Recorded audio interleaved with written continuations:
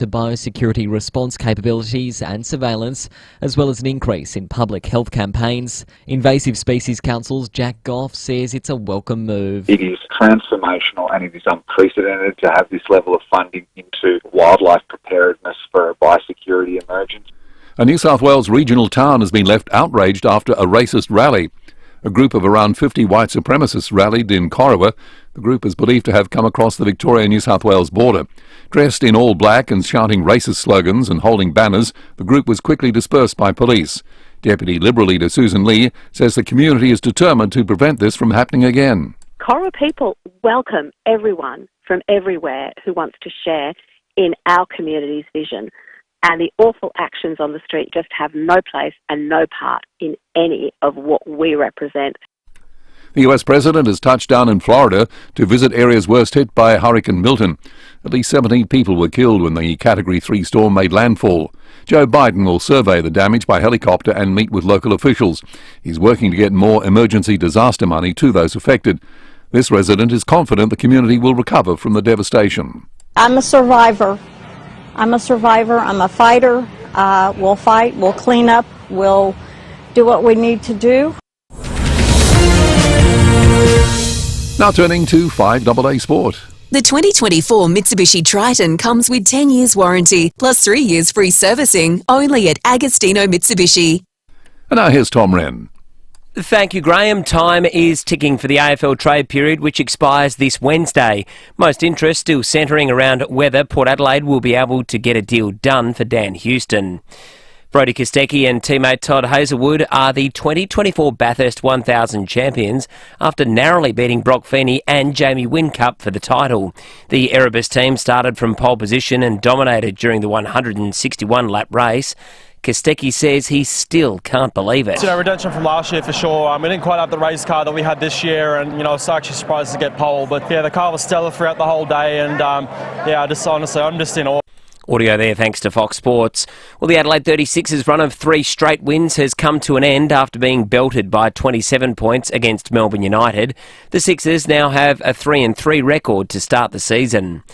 The Socceroos are confident they're ready to take on Japan tomorrow after reviving their World Cup campaign with a win against China here in Adelaide. The Aussies are in second spot in their group after 3 games, but Japan has a perfect record and already sits 5 points clear in top spot in the group. Meantime, England has won its UEFA Nations League match overnight against Finland, 3-1. And the women's marathon world record has been shattered in Chicago. 30-year-old Kenyan Ruth Chepngetich has smashed the previous mark by almost 2 minutes. And that's the FIVEAA Sport. Thanks, Tom. Now the FIVEAA forecast. See any issue firsthand with AutoCam. Real-time video, direct to you from your Automasters technician. Partly cloudy and 27 today. Tomorrow, shower 2, 29. Wednesday, mostly sunny, 27. Then Thursday, a shower 2, 29. Currently, it's 15. More news as it happens on FIVEAA. Give your mouth a little harmony with Henry Bloom's Probiotic Mouthwash. Formulated with Dental Lac, a probiotic strain that harmonises the delicate pH of your mouth and promotes beneficial bacteria. Available at all major pharmacies. Always read the label and follow directions for use. Save on Aussie steaks this spring at Coles with Coles Australian Beef Scotch Fillet Steaks 2-pack on special for just $17 per pack. Save $3. We're helping lower the cost of dining at home with great value hands down at Coles. Offer ends 5 November. Now, we all know the housing crisis is not going anywhere soon. In fact, recent reports seem to suggest it's getting worse. But if you're a landlord and you're looking to sell, you've got the power to make a difference, a really big difference. That's right. McGain have hundreds of landlords looking to buy right now. So get in touch with the McGain team and sell your property to another landlord, plus you'll save on advertising fees. And what it means is your current tenants will have somewhere to live. It means their kids can go to the same school, hang out with the same friends, and at the end of the day, they'll still have a place to call home, which is the most important thing of all. As a landlord looking to sell, you have the power to make a big difference to the housing crisis, and McGain can help you make it happen. Visit their website, mcgain.com.au. Take a family road trip to the Bend for the lightning-fast 2nd Annual Spring Nationals. Witness top fuel cars and nitro funny cars on the same track for the first time in 30 years. Plus, it's an awesome family day out with free amusement rides for the kids, lawnmower racing and helicopter rides. And entries free for kids under 15. October 18th till October 20. the Spring Nationals. Don't miss out. Visit thebend.com.au for tickets. Streaming live via the 5AA Player app on DAB Digital Radio and on 1395 AM. This is 5AA, always Adelaide. Head to your Hyundai dealer for run-out offers across MY24 range. Petrol and diesel vehicles. T's and C's apply. David Penberthy and Will Goodings, 5AA Breakfast. 7 after 6, good morning to you. Welcome to Monday, the 14th of October. Big morning ahead. Jade Robran on deck for us today. She's out on the road covering the big local stories. A couple of developing ones too that we'll get Jade to have a closer look at. We're off to the US before 7. The SpaceX latest world first needs to be seen to be believed. They've caught a rocket with a pair of chopsticks, effectively. We'll talk about that before 7 o'clock today. It's just mind-boggling what they're doing at the moment. Also, after 7:30, Stacey Lee. A lot of goings-on in the world of state politics. Stacey will put someone in the Keen Office Furniture hot seat. We're going to play What Cheese Am I this morning with the return of Cheese Fest. And also, shocking last week on our roads. Absolutely mind-bogglingly awful.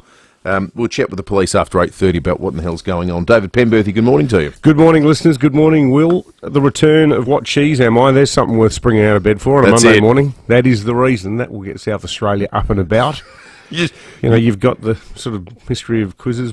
Bob and Dolly Dyer pick a box. Paddy Newton referred to that the other day. We were asking about Ford Super Quiz and, you know, modern day shows like Millionaire. Who wants to be a millionaire? Yep.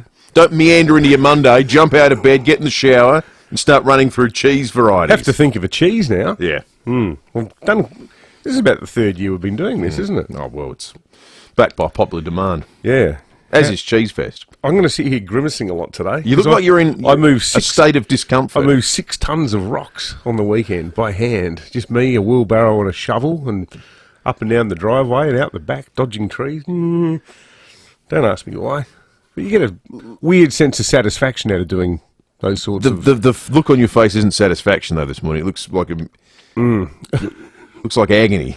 It was quite weird. I actually, when I woke up, as I got out of bed, I sort of had to put both hands under my my thighs and lift my legs. I thought, that's a sign that something's happened. It means you worked particularly hard. No. So, what's this carbon conference? COP31. So that's the big one, isn't it? That's like the big one. The Kyoto equivalent. If you picture Greta Thunberg speaking at a climate conference, it's probably one of the COPs. So we've just had COP. So this is for COP31. COP30's in Brazil. The last one we had was in Baku. In Indonesia. No, Azerbaijan. Oh, that's right. Close, but no cigar. We were reading about it this morning. It's a place on Earth that they've kind of gone the opposite to, Adelaide in some respects. Their whole shtick is outlandish architecture, Baku. Seriously? Lots of people go there. In fact, people should look it up. There is a building in Baku, this is a total tangent, that is shaped like a crescent moon, with the tips are facing the ground. Seriously? And the middle is hollowed out, built by a Korean architecture firm. So they tried to basically attract investment by saying, we'll let architects do anything in Architects go wild. There's a version of the Sydney Opera House out in the water. There's Really? Lucy described one of the buildings when we were looking at it, looks like a lotus leaf. Anyway, that's the last place it got held in. The next place it'll be is in Brazil, and the one after that is the one we're bidding for. Some of the numbers that have been quoted in terms of the economic activity are mind-blowing. The state government suggesting potential benefit of $511.6 million to the state. So everyone flies in business class to save the planet, do they? This is the one. This is the conference where everyone fills up their private jets. So are we actually bidding for it with money? Look, it looks like something where all the states are going to go... When the economic benefit gets printed in bold, it means we're spending money, I would suggest. Well, the Tizer wouldn't have made that figure up. They would have been told. They would have been told it. I do like one. There's a qualification on it that I think is quite funny. $511.6 million, which includes economic activity generated by tourism, trade and investment. You go, yeah, that's right. This one's interesting. According to the Tizer, so this is what they've been told, the figure also includes the benefit the event would bring to the brands of Adelaide and South Australia. How do you compute that? I reckon that's probably worth $200 million. Do you reckon Leonardo DiCaprio will still be a free man by the time this conference is on? Oh, well, will anyone from Hollywood be left? Seriously, that Diddy story. It feels like it's going to capture a few. Yeah, it does, doesn't it? Some of the names that are doing the round, it's extraordinary. That said, everyone said the same thing about Epstein, didn't they? It was going to be the end of, the Hollywood and politics in the US, and not a whole lot of names came out of it. It was a bit of a circle the wagons. Yeah. Let's not go there. Well, I wonder. This feels harder because this feels like there's more contemporary video and there's more evidence. It's sort of hard to hide the fact that there were lots of people going to these it feels super recent and pretty sick-sounding parties. Yeah. Very recent. Great. Yeah, well, that might mean it'll only be a $200 million economic benefit if Leo doesn't come in his jet, I suspect. Jeff Bezos? Yes. Not saying he was at any of the parties. No. He might be coming. He might come. What about that? Greta Thunberg surely wouldn't be here, though, would she? No, she's currently protesting about, what's going on in Palestine. Oh, okay. Yeah, she's in the streets. So she's of added Europe that string to a bow. with one of those. She's got one of those the headscarves on. Yeah, okay. And she's yelling at people. Keffiyehs. She's got a keffiyeh and she's yelling at people about Palestine now. I suppose the war is bad for the environment. No, it doesn't seem to be her angle. Okay. Just, if I see a bandwagon, let me jump on it. She's really got the taste of this protest I'm thing. not doing anything Tuesday afternoon. I might get along to that one. Speaking of which, I saw a curious line in a bit of Tyser reporting this morning, because there's going to be today in Adelaide a climate rebellion protest at a gas association conference. It's been going on in Adelaide at the moment. It's been going on already. This is the last line of the Tyser's reporting. Extinction Rebellion's climate activist group, the Red Rebels, held a march around the Riverbank precinct on Sunday afternoon. Aren't they all climate Isn't the whole point of Extinction Rebellion climate activism?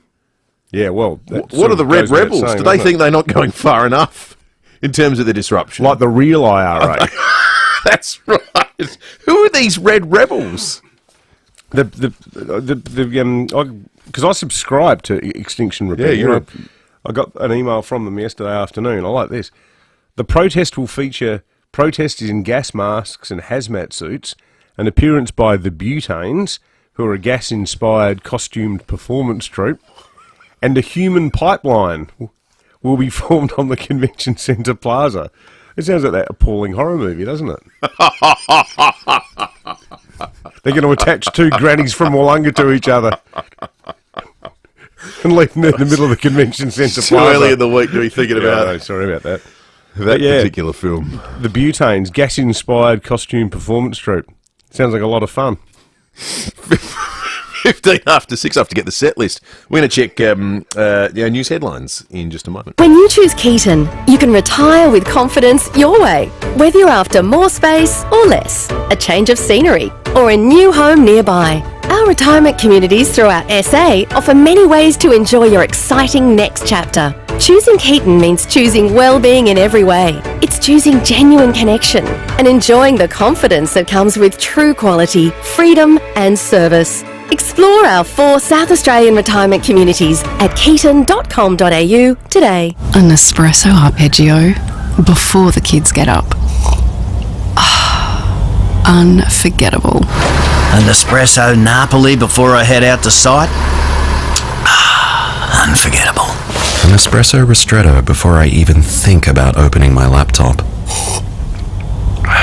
Unforgettable. No matter which Nespresso is your favourite, one thing's for sure, the taste is simply unforgettable. Nespresso. What else? Everybody knows Right Price are the heating and cooling experts. So imagine how much you can save when they join forces with EcoVantage, the incentive experts. Together with Right Price, EcoVantage will help you source all the government incentives you're entitled to when it comes to heating and cooling your home, including energy-efficient heat pump hot water systems. Right Price and EcoVantage, the best of both worlds when it comes to heating, cooling and government incentives. When your loved one needs around-the-clock care, it's a lot of responsibility. Well, luckily, Always Care services are always there to help your loved one live as independently as possible and in the comfort they deserve. They'll expertly match your loved one with their ideal housemate in supported accommodation based on their required level of care and personality. They also provide in-home nursing and medical treatment or personal care support, assisting with daily tasks like showering and cleaning. Nurses or personal carers will come to you and provide the support you or your loved one needs to remain in the comfort of your own home. Always Care are NDIS and DVA approved and passionate about helping all live their lives to the fullest, no matter what your situation. Always Care are also bringing us healthcare heroes this year, shining a light on heroes who work tirelessly for the health and well-being of others. Check out their website, alwayscare.com.au. I don't know about you, but when I'm planning a business lunch, I choose the Lion. Because you know that food and wine will be impressive. And there's a range of rooms. But I like that lunch can linger a little longer too. Who wants to race back to the office when you can stay at the Lion? For legitimate work purposes. Book a famous Friday long lunch in the restaurant and lunch as long as you like at the Lion, North Adelaide. 5AA Breakfast is streaming live right now. To watch, simply head to 5AA on Facebook or YouTube. Head to your Hyundai dealer for run-out offers across MY24 range, petrol and diesel vehicles. T's and C's apply. David Penberthy and Will Goodings, 5AA Breakfast. 80 minutes after 6, let's jump into the news headlines on this Monday, the 14th of October. The federal government is investing an additional $95 million to protect the country against an outbreak of avian influenza. Australia remains the only continent free from the highly infectious H5N1 strain of the flu, which has led to devastation worldwide. Peak bodies are welcoming the move, saying it'll help save species like Tasmanian devils, sea lions and black swans, who could also be impacted. Here's Jack Goff from the Invasive Species Council.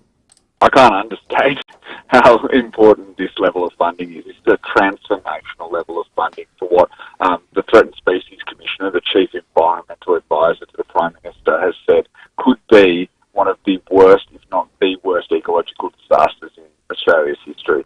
So we've already had to kill 2 million chooks in Australia on account of the 3 other types of bird flu that have been here. But this new strain is a huge worry, not just because of the impact that it has on birds, but other species as well. Further to discuss the threat to sea lions and also to Tasmanian devils. But I saw in Vietnam, they had to put down 6 tigers that ate one of the infected chooks. Oh, is that right? Yeah, so like if it gets out, it's going to be a massive, massive catastrophe. SA police are hunting a gang of thugs who robbed and assaulted a disabled passenger on an Adelaide bus. Crikey. The 18-year-old victim, who lives with autism and complex mental health challenges, was attacked by 4 thugs on a northern suburbs bus route. They threatened to stab him if he didn't hand over jewellery and his phone. Police investigations are continuing. They've spoken to at least one person who they think was involved. It's just ultimate act of cowardice, isn't it? That's got to be an aggravated form of whatever offence they're guilty of. Should be. I can't imagine it gets much worse. The 3G network will switch off officially in 2 weeks' time for those on Telstra and Optus mobile phones. So with just a fortnight to go, Aussies are being urged to check their tech. Here's Federal Communications Minister Michelle Rowland. The 3G mobile switchover is just 2 weeks away. And in the lead up to the 28th of October, I urge all Australians to check your tech. That includes connected devices like medical alarms and smartwatches. And you can check your compatibility of your mobile device just by texting the number 3 to 3498. More than 10,000 people are tipped to turn out to the steps of the Sydney Opera House to catch a glimpse of King Charles and Queen Camilla during his visit to Australia. 10,000. What do we do here in Australia? Significantly, South Australia, should I say, significantly more when the Queen came. Fresh details about the royal trip have also been released. News Corp reporting he'll be launching an exhibition celebrating 200 years of the New South Wales Legislative Council. Oh, that'll be a pretty thrilling. I tell you what, though, hang on, so that's the upper house. Do you reckon it's Mark Latham component of the... Well, he's currently a member of it. The guy I'm thinking of, Max Willis, who was the president for about a decade. Old Max, he was an oddball. Max once got so drunk during question time, or during a late night sitting rather, that he was completely asleep in the president's chair. And the Telegraph took photos of him, and then we got done for contempt of Parliament for having taken the photographs, because the rule was you're only allowed to take a picture of a member when they are, quote, on their feet. Well, he definitely wasn't on his feet. He was not even close to being on his feet. What was the fine? Or the sanction? Or was it just a sort of slap on the wrist? Oh, no, I think it didn't get proceeded with in the end. I think it's not a great look. The Premier of the day might have stepped in and said, look, this shouldn't really be the angle for this story.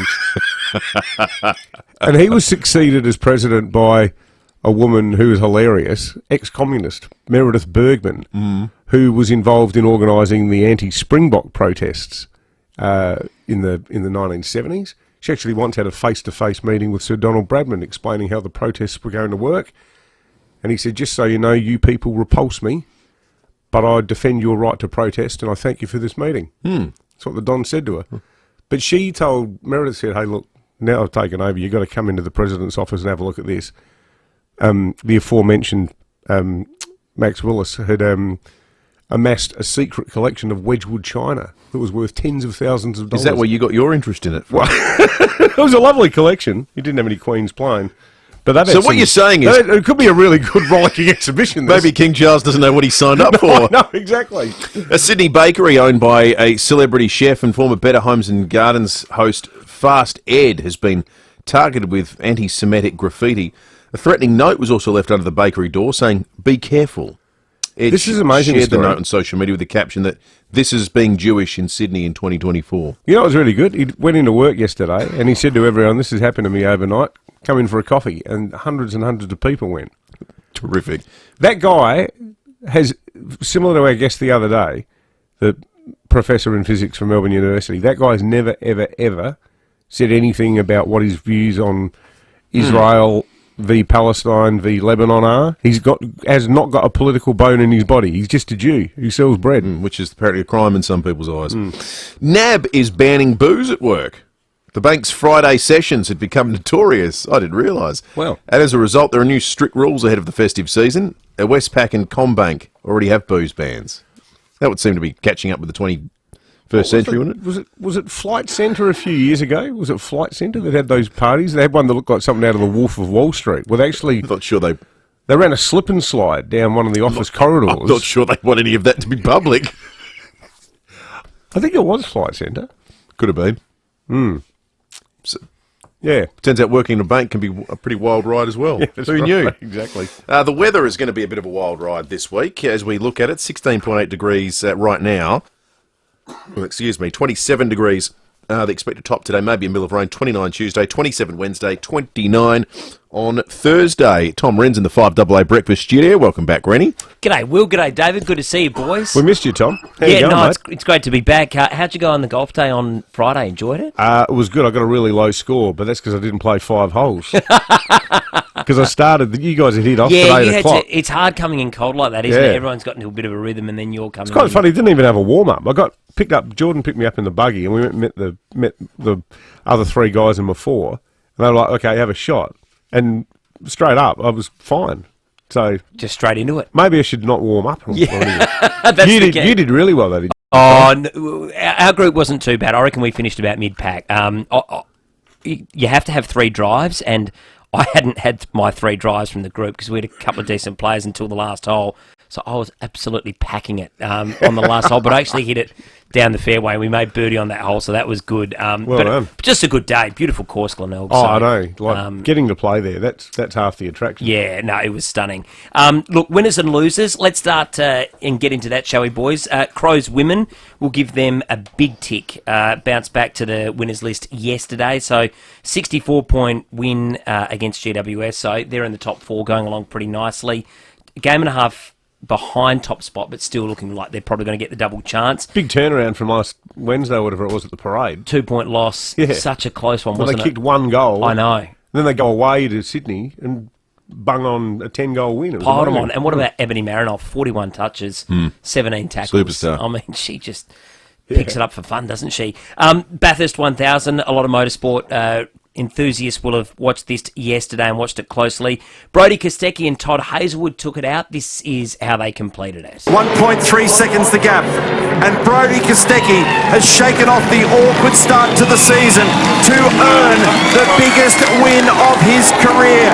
Brodie Kostecki is the king of the mountain. Yeah, audio there thanks to Seven and to Fox Sports. So a great result for those two. Just the fifth in the 21st century to win from pole. It's not an easy race to take out, but they did it. A bit of a split one, this one. The 36ers, winners and losers. Great result Friday night against the Sydney Kings. Won by 10 points at home, but they looked flat yesterday. I think they were just perhaps a bit jaded. I'm prepared to forgive them that one. They'd won 3 in a row, looked good, but then they were terrible yesterday, particularly in the second half. They were smashed by Melbourne by 27. But like I said, I'm prepared to forgive them. Maybe a difficult weekend with 2 games. Jannik Sinner, big winner. He beat Novak Djokovic to win the Masters event, so great result for him. Keep an eye on this young fella. You guys know I love my golf. Jake Buchanan's his name. South Aussie, 21 years of age. Only went professional less than 12 months ago. He won the WPGA event yesterday, Australasian. Won it in a playoff. He's got serious game. He's, like I said, 21. He can play. So that's a really good result for a young fella, and I think he's got a bright future. And what about the marathon?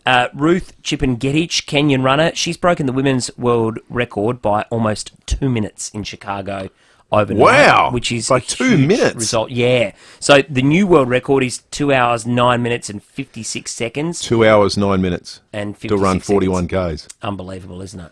So that's an extraordinary time, but nearly 2 minutes. That's shaving so much off it. Losers, like I said, 36 is yesterday, unfortunately, and it's looking like, although you never say never, but Ivan Soldo could be the big loser because he's made no secret of the fact he doesn't love it here. And no one wants him. Has he even played a game? He played a few. I think he played 7 or 8. It was first half of the season, though, wasn't it? Yeah, and then he got injured, and that's the issue. His body, St Kilda's done a bit of a look and said, you know what, you're not on the park enough, so not sure if... Wasn't there some story that his girlfriend hated Adelaide or something? But then did she deny that? She's denied it, but I don't think there's any bones about the fact she doesn't love Adelaide. Then Jordan Sweet came in, was pretty good. And was really good. Yeah. So, it's unfortunate for Ivan. He's going to have to stay here, I think, and see out the contract. Well, that's going to be awkward. Day one at training, isn't it? Yeah. Pre-season. Great to be back. Fired up. Ivan. Yeah. Welcome back. Yeah, gosh. Oh, well, be careful making comments about where you live when you haven't secured your move away, I guess, would be the cautionary tale here. We need some sort of support group in Adelaide for ruckmen who clearly aren't adored by their clubs, don't we? Yeah, Paul Riley. There's a few of them. A bit over the journey, hasn't he? And he's Strawny sort of the future as well? I don't know. He's not the future, they're the same age. Well, that's it, but he's the backup who you hardly ever see play. So, I don't know. Maybe they can all get together and... They need to draft. Or trade. I think the Crows do need to draft in a ruckman. Yeah, they haven't thought that for a long time. Hey, is that Justin Reid thing true? Collingwood? Yeah. Where there's smoke, there's fire, but, be big story. Wouldn't most Crows fans offer to drive him to the airport? Well, I think Stephen Rowe would be probably... I think Rowie would do an Uber shift. Good on you, Reddy. Thanks, boys. Tom Red of the 5AA Breakfast Studio back on deck thanks to Control Air, Australia's commercial refrigeration and air conditioning experts. Visit controlairaustralia.com.au.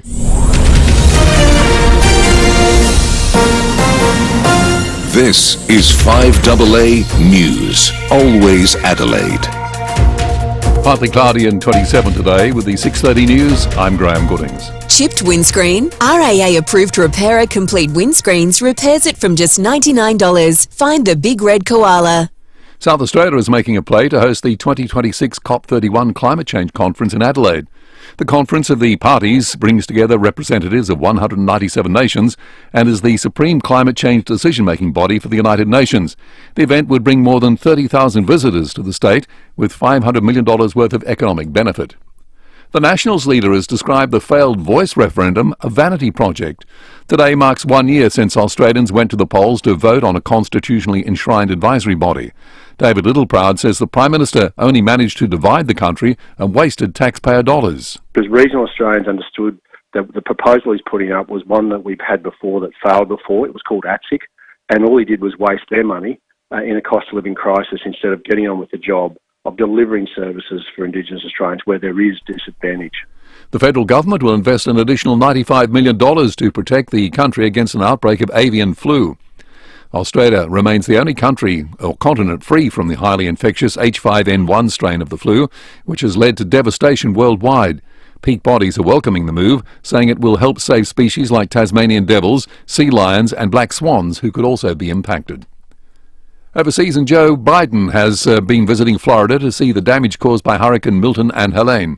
The US president promised more than $500 million would be made available to restore the power network. This funding will not only restore power, but will make the region's power system stronger and more capable, and reduce the frequency and duration of power outages, while extreme weather events become more frequent. The majority of Australians believe owning a home is out of reach. 85% of respondents to a Redbridge and Accent survey believe it's impossible, or say a young person can only afford a home if they receive help from parents. Space history has been made in Texas. Robotic arms have been used to catch the first stage boost of the Starship rocket as it returned to the pad where it had just been launched. Footage shows the booster coming back to Earth, lodging securely in the mechanical arms. SpaceX workers were left ecstatic. This is absolutely insane. On the first ever attempt, we have successfully caught the Super Heavy booster back at the launch tower. The development could lead to cheaper space travel. Australia Post has revealed the last dates to send letters and parcels to make sure they arrive for Christmas. Letters and Christmas cards heading interstate must be sent by the 13th of December, while parcel post packages can be dispatched up until the 20th. The full list of Christmas cut-off dates is available on the Australia Post website. Now turning to FIVEAA Sport. The 2024 Mitsubishi Triton comes with 10 years warranty, plus 3 years free servicing, only at Agostino Mitsubishi. Good morning, Tom Wren. And a very good morning to you as well. Graham, Brodie Kostecki and teammate Josh Hazelwood have claimed a terrific Bathurst victory at Mount Panorama. They're just the fifth duo this century to win the race after starting from pole. To cricket, Australia's defeated India by 9 runs to remain unbeaten at the Women's T20 World Cup. Grace Harris top scoring with 40. Sophie Molyneux was named player of the match, though, after she took 2 for 32 from her 4 overs. To basketball, Melbourne United has beaten the Adelaide 36ers 106-79 at John Cain Arena last night to celebrate the 450th game of captain Chris Goulding. United coach Dean Vickerman was especially pleased with his third quarter performance. The way we locked down defensively, little adjustments from half-time where we could just crowd the area a little bit more. The Sixers are now sitting in 5th spot on the ladder with a 3-3 record. Well, a brilliant win for South Aussie Jack Buchanan, who won the WPGA event in a playoff yesterday. The 21-year-old's been a professional for less than a year and brought up the win on the second playoff hole after he and West Aussie Jordan Dool both finished at 17 under. And he's done it. It took a 2-hole playoff, but the 22-year-old has done it. He's won his first ever title here on the PGA Tour of Australasia. Audio there, thanks to Fox Sports. And Graham, of course, it was Brodie Kostecki and Todd Hazelwood, not Josh Hazelwood. Tommy, it's great to have you back. Now the FIVEAA forecast. See any issue firsthand with AutoCam. Real-time video, direct to you from your Automaster's technician. Partly cloudy and 27 today. Tomorrow a shower or two, 29. Wednesday mostly sunny, 27. Then Thursday a shower or two, 29. Currently it's 16. More news as it happens on FIVEAA. Head to your Hyundai dealer for run-out offers across MY24 range. Petrol and diesel vehicles, T's and C's apply. David Penberthy and Will Goodings, FIVEAA Breakfast.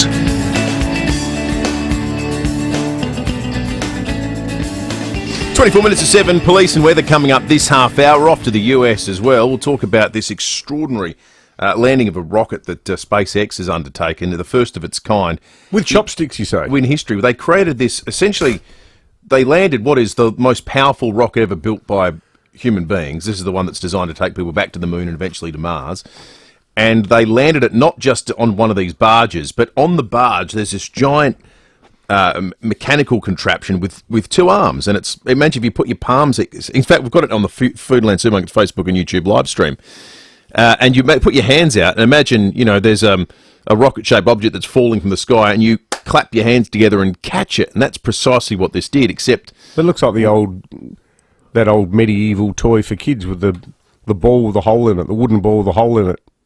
And you've got the spike, and the ball's attached to the spike on the string, and you've got to flick it up and catch it. It's a little bit like that, except this rocket was going at supersonic speeds. It fires its jets to slow itself down, and then with a remarkable feat of precision, it gets caught by this mechanical contraption. The idea being, if you imagine trying to build an aviation industry from scratch, where the jets, after every single flight, the engines fell off the plane and you had to build them again, you just wouldn't have an aviation industry. So that's the SpaceX approach to spaceflight, making it affordable by making everything reusable. So they could theoretically in the future go, grab that rocket, refuel it, attach it to something else and blast off again later that day.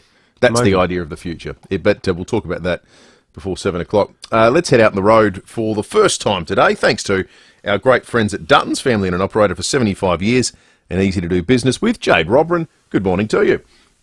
Good morning, guys. I've got an incredible yarn here. You might have caught up with an Aussie couple who welcomed a baby during the Florida hurricane over the weekend. Well, we've got an update this morning. Dana Sly, she gave birth to a baby girl, little Audrey. She didn't know she was carrying her. She didn't know that she was pregnant. So she gave birth in a hotel room in the middle of that massive, deadly hurricane. Mum went to the bathroom with a bit of pain, bit of cramping, and voila. Out comes baby. Both mum and baby are doing really well, so that's great news. But for a moment there, the couple, Dana and her fiancé Tony, they were facing a bureaucratic nightmare to get their baby home to Australia. Well, good news this morning. The Australian government, they have stepped in to help. A Department of Foreign Affairs spokeswoman has confirmed that the government is helping the couple out. But the baby will be a US citizen, but they are trying desperately to get them back. The couple have said, we've got travel insurance, which will cover medical bills, but we aren't made of money and we cannot simply stay here to 5 to 7 months, which is the normal time it takes to turn around a passport and get a baby home in a situation like this. But they're going to fast track it. But I'm sorry, this story blows my mind. How do you not know you're pregnant? Yeah. Dana was 41 weeks pregnant, flew to the States at full term. Now, they went there to go to Disneyland, so you can imagine she's there having the time of her life, going on rides. All she said was that she put on a little bit of weight, was feeling a little bit bloated, but doctors put it down to polycystic ovaries and told that she probably wouldn't have a baby. So the thought of being pregnant just really wasn't in the forefront of her mind. But seriously, is there anyone out there that this has happened to, that you didn't know that you were pregnant, or you know someone who gave birth and it was one almighty surprise? Because I'm sorry, guys, my kid kicked the shish kebabs out of me. I ate for Australia. I was sick as a dog. I absolutely knew that I was pregnant. But how's the birth story, though? Scary enough giving birth. Well, when you think that you've got a cramp and all of a sudden you've got a baby. No hospital. You're in a hotel. And then let's throw in a hurricane. So while you're pushing, the roof might get blown off as well. Bloody bravo, Dana.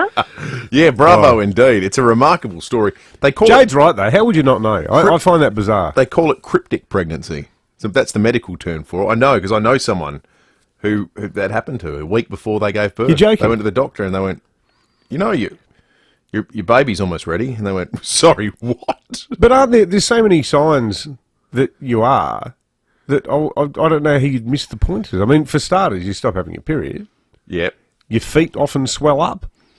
You know, everything, all sorts of things change in a major way. But, you know, maybe though in this woman's case, because she had that condition, other things. Well, if you go to the doctor, she clearly went to the doctor, and they explained it away as something else. So once you had a medical, the doctor a check. Well, it's pretty rare. Who's a doctor? It Dr. Nick Riviera. It's pretty rare. Be great. See, here's a great question, Jade asks. Anyone listening know anyone, or they themselves go through a cryptic pregnancy, or find out really late? Let us know. 8223 or text us on the Dutton's text line 0480 We should do I reckon your relationship with food would tell you as well. Like I can remember Kate loves slow cooked Greek lamb, and I love cooking it because it's got 4 ingredients. And the only thing you can do is not cook it for long enough. Lemon, oregano, salt, olive oil, bit of white wine, only if you want to. Put the lid on really low, cook it for 5 hours. One day she came back, she was it was a sitting week, so she was in Parliament. She came back Thursday night. She walked into the house and she went and ran out, and she said, "I can't smell lamb. That smell." Yeah. And I went, "That's your favourite." And she goes, the smell of lamb at the moment makes me want a bath. Yeah. I cannot deal with it. So I had lamb for the next 2 weeks for myself. I just had to hide it in the back fridge. You'd eat it cold so it didn't emit any odour. You don't let lamb go cold. It's putrid. Let's get to some Dutton's texts. We've been a little neglectful of those thus far. Dutton's car dealerships in the Adelaide Hills and Murray Bridge. They are easy to do business with. Talking about the bid by South Australia to host the COP31 climate change conference, one here that has just vanished. Where is it? Here we go, from Gavin. Good morning, team. COP28, which was held in Dubai in 2023, had 83,884 attendees. Where do we put this many people? Well, the state government say they've done a feasibility study and they think it's possible. One here is saying, why doesn't Premier Pete bid to get King Charles to come to Adelaide? We were speculating about it the other day. There's a thought. Phil at Henley says he's delivered a baby of a woman who didn't know she was pregnant. There you go, Phil. One here from Tessa in Paraka, who's currently with child. Tess says, I think it was better that she didn't know she was pregnant. A hospital birth in the US is well upwards of $100,000. And thanks for the mention of swollen feet, Pembo. I needed a trigger warning. I copped the Shrek feet last night. I also find it harder to believe that it's possible to be pregnant and not know about it.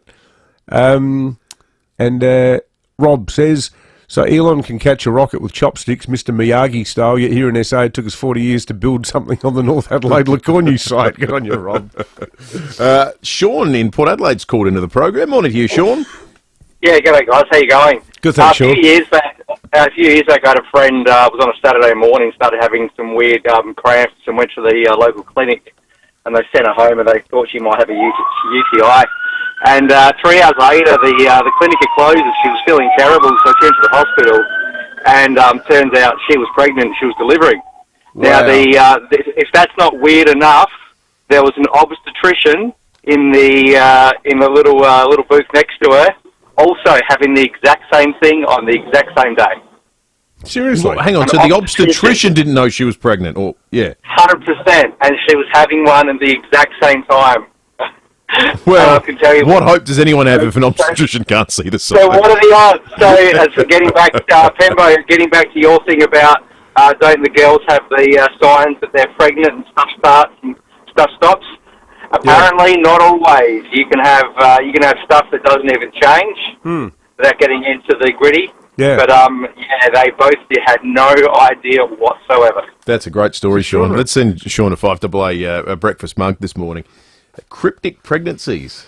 I didn't know they were called that. Maybe a bit more common than we thought. 8223 with your stories, or jump on the Dutton's text line. Tess has just sent a correction, not $100,000 for a baby, $10,000 US. Yeah, according to Google, which is 10,000. A lot of people would just have the baby at home, wouldn't they? Yeah. Who's got $10,000 sitting around? What I don't understand about America, the idea that Obamacare got sort of portrayed as some sort of communist conspiracy. Like basically a watered-down version of Medicare. But it's such a sort of individualistic society, isn't it? The idea that, well, if you don't set why is it up to everyone else? Yeah, why should we pay? Why should we pay for people who haven't got the means to, don't give have a birth baby in a hospital? Yeah, don't have a baby. That's the don't get cancer. Yeah, that's right. Don't become a diabetic. Reports coming in this morning of an accident on the Eastern Parade and Port River Express at Gilman. A van and a tree. Reports of a person trapped. There are big delays already. So that's just a very initial report on that. We're going to chase up some more information. We'll ask the police about it in just a moment. But if you're driving through the area and you've got a sense of the delays, we do, as always, appreciate your intel as well. Let's get the big picture, look at the traffic before we focus in on that and a couple of other things with police next. Dutton's car dealerships in the Adelaide Hills and Murray Bridge. Dutton's, they're easy to do business Morning, with. Will. Got some traffic lights out in the city at the moment thanks to a possible blackout. Angus Street at Poultney Street and also Angus Street at Carrington Street. A road closure in Norwood, Osmond Terrace near Gloucester Terrace. And in Parafield Gardens, a burst water main and electrical works. It's all happening. Salisbury Highway near Ryan's Road. speeds are at 40 and the left-hand lane is closed for outbound. Swap traffic jams for cruising plans with Flight Centre. Cruise the South Pacific with Carnival from just $929, plus onboard credit and more. Book now with Flight Centre. Adelaide's most accurate traffic on 5AA. Well, thanks to Louver House, the leaders in transforming your outdoor space into a great entertainment area with an opening and closing roof. Mate, it was so easy. Drop the car into Automasters. Next thing, I get a video on my phone. AutoCam. It's new from Automasters. The service advisor is there live doing a real-time report on my car. Real-time video sent direct to you from your Automasters technician. He shows me the problem, makes a recommendation, and look, there's the quote. So good. Totally transparent, instant SMS approval, and Automasters pay later options. AutoCam. The future of vehicle servicing here now. Call 1300 Automasters. Hi, I'm Lynn Andrews. For over 50 years we, the Lynn Andrews team, have specialised in commercial and residential property management. But above all, we specialise in people, helping to make life easier for investors and tenants. Everyone is treated with empathy and respect. It's the way we do business. It's the Lynn Andrews way. For residential and commercial property management, we're here to help you. Visit lynnandrews.com.au. If you love your home, but you've never been in love with your kitchen, well, the answer is not far away. Nope, it's just 15 minutes up the freeway, in fact. That's where you'll find Biosecurity Kitchens by Design. It boasts the largest kitchen design showroom in the Adelaide Hills. Plus, it's a family business with 35 years' experience, so they care about taking care of you. And their expertise goes further than kitchens. They can create laundries, linen cupboards, robes and vanities, plus all cabinet installations are backed by a 10-year warranty. Biosecurity Kitchens by Design. It's not too far to go to make your dream kitchen a reality. See more at biosecurykitchens.com.au. If you're packing up your family to travel across the land will treat you different in a Dave Benson caravan. Summer is on the way, and at DBC, we're bringing the heat with genuine discounts. No Black Friday, no Cyber Monday, not even a free set of steak knives. Just a straight up $500,000 in discounts on Australia's largest range of new and used caravans under one roof. Prices reduced on over 100 vans, in stock, ready to rock. On now until the end of November, only at Dave Benson Caravans. I booked the car into Automasters. Next thing, there's a video on my phone. Shows me the problem, makes a recommendation, and look, there's the quote. So good. Totally transparent, instant SMS approval, and Automasters pay later options. AutoCam. New from Automasters. Head to your Hyundai dealer for run-out offers across MY24 range. Petrol and diesel vehicles. T's and C's apply. David Penberthy and Will Goodings. 5AA Breakfast. 11 to 7, some breaking news out of the United States. Sky here in Australia reporting a third assassination attempt against former US President Donald Trump has been thwarted. Now, what that means we don't know at this point. Tim Lester, we've just been in touch with for 7 News in the US, who was set to talk to us about the SpaceX launch. He said, look, give me 15 minutes and I'll come on and give you the latest. Well, so after 7 o'clock today, we'll get the latest on what has been reported as a thwarted attempt. There's no details at all, though. That's basically the ticker running across Sky News at the moment. Third Trump assassination attempt thwarted, but we don't even know at this stage if it was an actual person with a gun or a plot or someone behaving in a suspicious fashion. Who knows? I don't even know where the president is today. So, former president, I should say. But we'll have all the details on that soon. All right, let's head to the Weather Bureau. Jenny Horvat is on the line. Jenny, good morning to you. Good morning, guys. So just give us a bit of a brief of the week ahead, if you will, Jenny. Yeah, look, it's going to be a bit of an interesting week ahead. There's a bit of patchy cloud out there at the moment, a little bit of isolated shower activity. We haven't seen too much in the last since 9 a.m. yesterday. Only had a couple of 0.2s up around the hills, so it is a little bit patchy, but couldn't rule out a little bit today. And a little bit active up in the mid-north, so we could see some of that activity moving into the northern suburbs later today, so a bit more of a shower risk for the northern suburbs later today, and maybe even a thunderstorm risk there. But it is looking like a bit of a warm one. We are aiming for 27 degrees in the city, 29 for Elizabeth, 26 along the coast, and 26 for Mount Barker. Currently 17.7 at the West Terrace Naidapura observation site, and we saw a minimum temperature of 14.2 at about 5:15.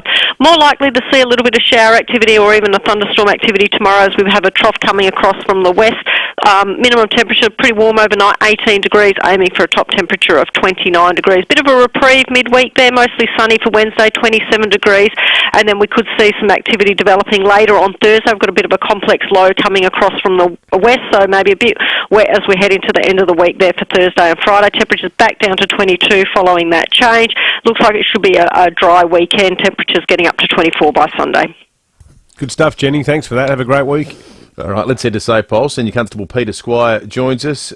Peter, there's no other way of putting it. We have had just a horror weekend on our roads. Yeah, really horrific time on our roads, particularly yesterday. So it was about 3:45. That was yesterday morning. Police Emergency Services were called to Port Wakefield Highway at Waterloo Corner.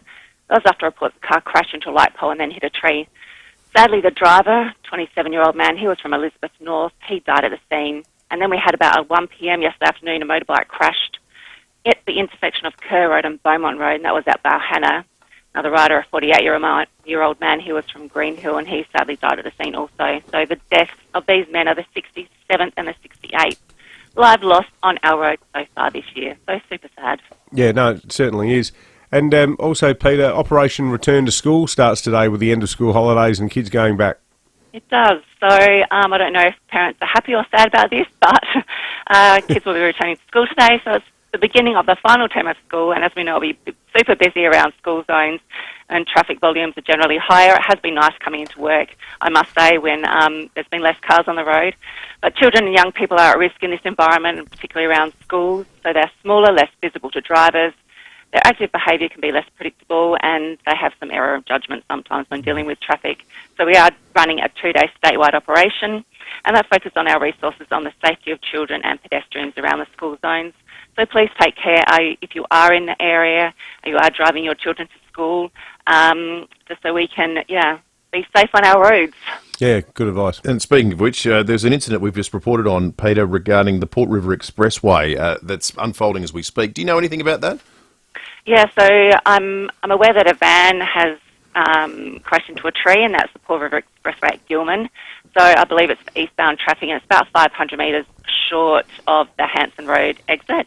So I do believe the crash is off the road and the driver is out, so that is good news. But if you are in the area, please just take care and drive slowly and let emergency services do their job. Also, while I have you, there are lights out on Pulteney and Angus Street and Pulteney and Carrington Street. So, again, drive carefully. Good information. While we've got you, Peter, where were you when your daughter took Mark of the Year last week? Oh, my God, I was there. How good. Oh, really? Yeah, and we had, family, cousins and aunties and uncles, and it was just, I must admit, I couldn't watch when she kicked for goal. I was thinking, please kick it. But, it was incredible. Tim Jennifer, one of the greats of the Port Adelaide Football Club, was with us on the 5AA Golf Day on Friday. And I think off air before he came on, he said he thinks it was the greatest mark ever taken in the AFLW. So there you go. Oh, really? Yep. Yeah, she's pretty proud of herself, I think. Yeah, but, she should be. She did shock herself, I think I could tell by the look on her face. I was like, I reckon she surprised herself here. But yeah, it was incredible. Loved it. Good stuff, Peter. She's a star. Good on Well you. done, As Peter. are you, Peter. Peter Squire from SaPol. Hey, June has asked a question on the Duttons text line that I'm sure other people in other parts of the suburban area and probably country, as I were asking yesterday too. Is there any way you can find out why anyone in and around Golden Grove had no Sunday mail delivered yesterday? Well, June, yes, sadly, the reason is the printing press cacked itself at Mile End. The big printing press there, just on James Congdon Drive near Bunnings. There was some major mechanical stuff up, and they couldn't get the papers out the way they normally do. It happened right on deadline Saturday night, when normally the whole thing's roaring to life there. So the Tiser, if you're an internet person, go to advertiser.com.au, because they put yesterday's Sunday Mail up for free online, regardless of whether you're a subscriber or not. I saw that. That was a good thing to do. Do you ever do that? Do you ever click on the paper where you can click it? That's how I read it every morning. I've got it open. In fact, right now, our next story I've got open by reading the paper. Do you always read it that way? Yep. See, it's weird. I never do. I never do. I read the articles online, and I love, I've got one here, having the physical paper in front of me. I just never do the click through. Psychologically for me, I've been trained your whole life to go, well, that's an important story because it's top of page 3. Yeah, yeah. I mean, and I'm not even a newspaper person. Like, that's been your life. But I like seeing it all laid out. Like, what's front page today? I like seeing it laid out, but not on a screen. Yeah, fair enough. Only print. So that's like June. Good on you, June. Thanks for your text, June. 404 people without power at the moment in the CBD. Power lines down on Wright Street and Russell Street seems to be the cause if you're in the city and you don't have power as we speak. Good news story for the state government yesterday, and indeed, frankly, South Australians. New data regarding ramping shows ambulances spent 41% fewer hours on the ramp in September compared to August. 41%. That's a huge drop. 44% reduction in ramping compared with figures from July, when it was at its all-time record high. Here's the Premier. To finally see a set of ramping numbers come down as much as what we've seen in the last month is what we've all been waiting and hoping for. We're not getting ahead of ourselves, we're not claiming victory prematurely. We're going to see this data continue to evolve. It's a good news story, but can I just say, I feel really sorry for Chris Picton. Chris Picton has to stand up every time the ramping figures have gone up and do his best effort explaining it. The moment they come down, out rolls Pete. Oh, yeah. Yeah, I'm sure I reckon if we rang Chris Picton's office today and said, we'd like the Health Minister to come on about the excellent ramping figures, I reckon Picton's office would say, look, we think Mally's actually on top of that he one. Might be best positioned this morning. Yeah, that's right. So we're thinking of you, Chris Picton. Yeah, well done, Chris. Wouldn't have been it could be a false dawn. Yeah. They might, because it's happened before. Remember there was a good set of November figures, and then, like last year or the year before, and then, no, last year, and then December were appalling. 41% feels hugely significant. It's massive. But you're right, it's 1 month. It's not a trend yet. No. It's 1 month, so... But here's a question. What if Labor honours its promise to fix the ramping crisis? How many terms is Mally going to be Premier for then? Infinity. It'll be like Caesar dissolving the Senate, and we might as well not even bother. That's right. Elections cancelled for the next 2 decades. Thinking of tough press conferences yesterday, Vincent Tarzia had to get up and do the ramping's improved press conference. Only this week, unfortunately, here in South Australia, we ran out of emergency beds. So he's sort of trying to find an angle. But 41%. I mean, let's hope it continues. Yeah. Forget the politics of it. I know. I couldn't really give a toss about the politics. All I worry about is, pensioners being stuck on ramps all night. Correct. So get them out, and get them in. 5AA News. We will.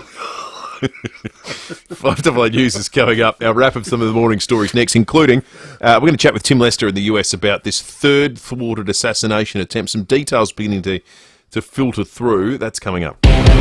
Take a family road trip to the Bend for the lightning-fast 2nd Annual Spring Nationals. Witness top fuel cars and nitro funny cars on the same track for the first time in 30 years. Plus, it's an awesome family day out with free amusement rides for the kids, lawnmower racing and helicopter rides. And entries free for kids under 15. October 18th till October 20. The Spring Nationals. Don't miss out. Visit thebend.com.au for tickets. Right Price, Adelaide's best in heating and cooling, has risen to new heights. Literally, Right Price are now your roofing people too. Same exceptional service, value and quality. From total roof replacement, including tiled roof installation, to tile roof repairs, cleaning and painting. And for peace of mind, a rock-solid quote. So the only surprise you'll get is how magnificent your roof and home looks. Do it right. Visit rightpriceroofing.com.au. You can get your roof right at Right Price. The passing of someone close places unique stress on family and friends. At this time, Farrell & O'Neill Funerals are here to provide reassurance and peace of mind. Farrell & O'Neill offer creative guidance and advice to tailor a service that best honours your loved one. Whether a large gathering or a small, intimate service, Farrell & O'Neill share their generations of experience in tailoring a unique and meaningful farewell. Proudly SA family-owned and operated, because it's personal. Local news and information first. This is 5AA News, always Adelaide. Partly cloudy and 27 today with the 7 o'clock news. Good morning. I'm Graham Goodings. Make RAA-approved windscreen repairer, Complete Windscreens, your insurer repairer of choice. Visit completewindscreens.com.au. Police have stopped a third assassination attempt on former US President Donald Trump. The suspect was arrested outside a rally in Coachella, reportedly carrying a loaded shotgun and handgun. A man has threatened staff at a Peterborough service station with a butane torch. Police allege the man attempted to steal goods and, when confronted by an attendant, produced a large butane burner. He then burnt items in the store with the torch. Before police arrived at the scene, he was arrested. The 29-year-old Salisbury North man was charged with several offences, including common assault, threatening to damage property and possessing a prescription drug. The coalition is leading Labor on a two-party preferred basis for the first time since the election. Sophie Clark reports. The latest news poll shows the opposition has edged ahead of Labor 51% to 49% for the first time since May 2022. The small lead comes from a slight shift in minor party preferences. The coalition's also leading on primary votes, 38% to 31%. That's remained the same since the last polling period. Anthony Albanese is the preferred Prime Minister over Peter Dutton. The State Liberal Party has come under attack from the government for appointing a former member of the Greens to run for David Spear's vacated seat. City of Holdfast Mayor Amanda Wilson only joined the Liberal Party in the last few days. Treasurer Stephen Mulligan says not only was she a Green, she doesn't even live in the electorate. It's extraordinary that Amanda Wilson's only joined the Liberal Party on Friday, and of course over the weekend it's come out that she used to be a member of the Greens. It's just extraordinary that the South Australian Liberals are in such a shambles they can't even find a member of their own political party to run to represent them at this coming by-election. The SA Greens say the state government has sold out to oil and gas. Today, the Australian Pipelines and Gas Association gets underway in Adelaide, with Energy Minister Tom Koutsantonis the keynote speaker. Greens' Tammy Franks has condemned the government, saying only last week the Premier warned of the devastating impacts of climate change, but now the government is rolling out the red carpet for the industries responsible. The country's defences against a devastating strain of bird flu are being bolstered with a new investment. Dusty Fitzpatrick has more. Australia remains the only continent free from the H5N1 strain of the virus. It's caused devastation overseas, severely impacting poultry farmers, wild birds and some mammals. The federal government delivering an additional $95 million to help prepare the agriculture industry, wildlife and the economy.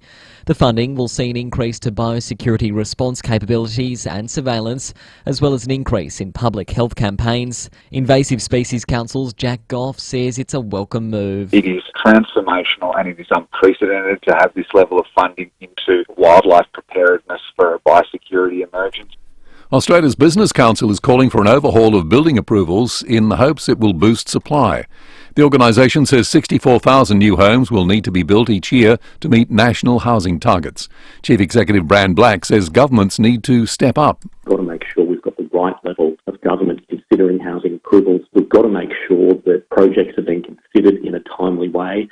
And wherever possible, we've got to give proponents the opportunity to have their approval processes concierge through government so that they can get through faster.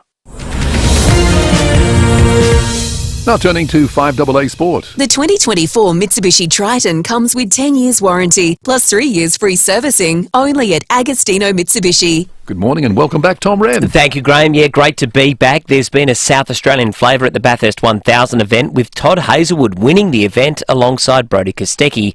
John Thompson reports from Mount Panorama. Kostecki and Hazelwood put in a flawless drive to lead from start to finish, only giving up the number one spot briefly during pit stops before quickly taking the upper hand. With only one safety car period after 132 of the 161 laps, the race was run at an unrelenting pace, and while Brock Feeney closed within 1 second in the closing stages, he had to settle for the second spot, just 1.3 seconds behind Kostecki, who is set to leave Erebus Racing to switch to Ford on a multi-million-dollar deal with Dick Johnson in 2025. To basketball, the Adelaide 36ers have come crashing back to earth following a 106-79 point loss against Melbourne United. The Sixers will look to bounce back with a match at home against Tasmania on Sunday. Speaking of bouncing back, that's what the Crows women have done in a big way, smashing GWS by 64 points. Ebony Marinoff outstanding with 41 touches and a staggering 17 tackles. Adelaide now sits in 4th spot, while the Power are currently 9th. To tennis, Jannik Sinner has defeated Novak Djokovic in straight sets to win the Shanghai Masters. It means Djokovic will have to wait before registering his 100th career title. To cricket, and Australia has beaten India by 9 runs at the T20 World Cup to stay undefeated. And New Zealand now has a commanding 3-0 lead over Great Britain in the America's Cup final, although they still need a few more wins as it's a best-of-13 event. And that's the 5AA Sport. Now checking 5AA traffic. Lynn Andrews Real Estate, experts in commercial and residential property management. lynnandrews.com.au. Yeah, good morning. A van's got into a tree in Gilman, Eastern Parade near the Port River Expressway. Some traffic lights out in the city, Angus Street at Pulteney Street and also Angus Street at Carrington Street, along with Sturt Street at Whitmore Square. A road closure in Norwood, Osmond Terrace near Gloucester Terrace, and burst water main and electrical works in Parafield Gardens, Salisbury Highway near Ryans Road. Speeds at 40 with the left-hand lane closed for outbound. At OTR, put your next coffee on ice. Swells of delicious barista-made coffee poured into ice-cold milk. Feels like summer. OTR.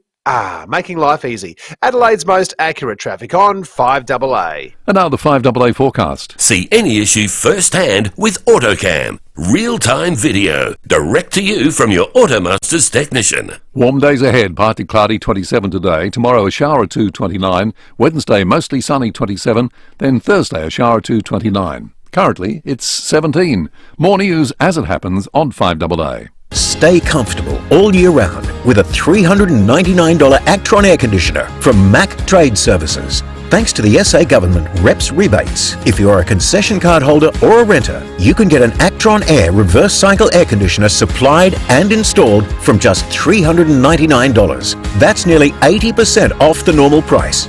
Hurry, this deal won't last long. Terms and conditions apply. Visit us at our Rose Park office or find out more at mactradeservices.com.au. The news and issues that matter to South Australia. Always Adelaide. This is 5AA. Head to your Hyundai dealer for run-out offers across MY24 range. Petrol and diesel vehicles, T's and C's apply. David Penberthy and Will Goodings. 5AA Breakfast. 9 minutes after 7, the sun is streaming through the windows here in Hindmarsh Square. It's peaked beyond the clouds and over the hills on the Foodland Supermarkets Facebook and YouTube live stream. If you're watching along, good morning to you and indeed everyone in Adelaide on this the 14th of October. Another beautiful day on the way. Beautiful week of weather. It's going to be warm. Little patches of rain, but nothing significant in the way that's going to alleviate the concerns of our friends out on the land, who, of course, we're hyper aware of their struggles at the moment, having spoken to them at length last week. Big morning ahead. Very shortly, we'll have the latest on what is being reported as a third thwarted assassination attempt against US President Donald Trump at a rally at Coachella. Sounds like someone tried to get... Coachella, where the rock festival is. Yeah, sounds like someone tried to get into the rally heavily armed, effectively. So they're assuming that he wasn't just there to hang out. We will find out more with Tim Lester, who's been working on this story for 7 News over in the United States as we speak. That's coming up in a moment. Stacey Lee will go and put someone in the Keen Office Furniture hot seat. There's a new candidate for the Libs for the seat of Black, who revealed with Jono Edwards yesterday that was a former member of the Greens for a hot minute, in her words. Well, a long time ago. I mean, let's not go trawling through people's political past. Yeah, but how do you sign up for the Greens at any point?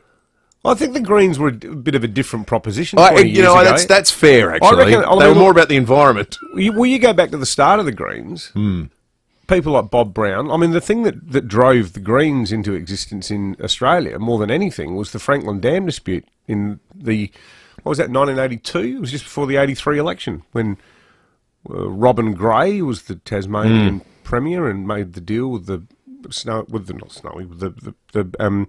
hydroelectric scheme people in Strawn that they'd dam the Franklin. The Greens for a long time were the tree huggers.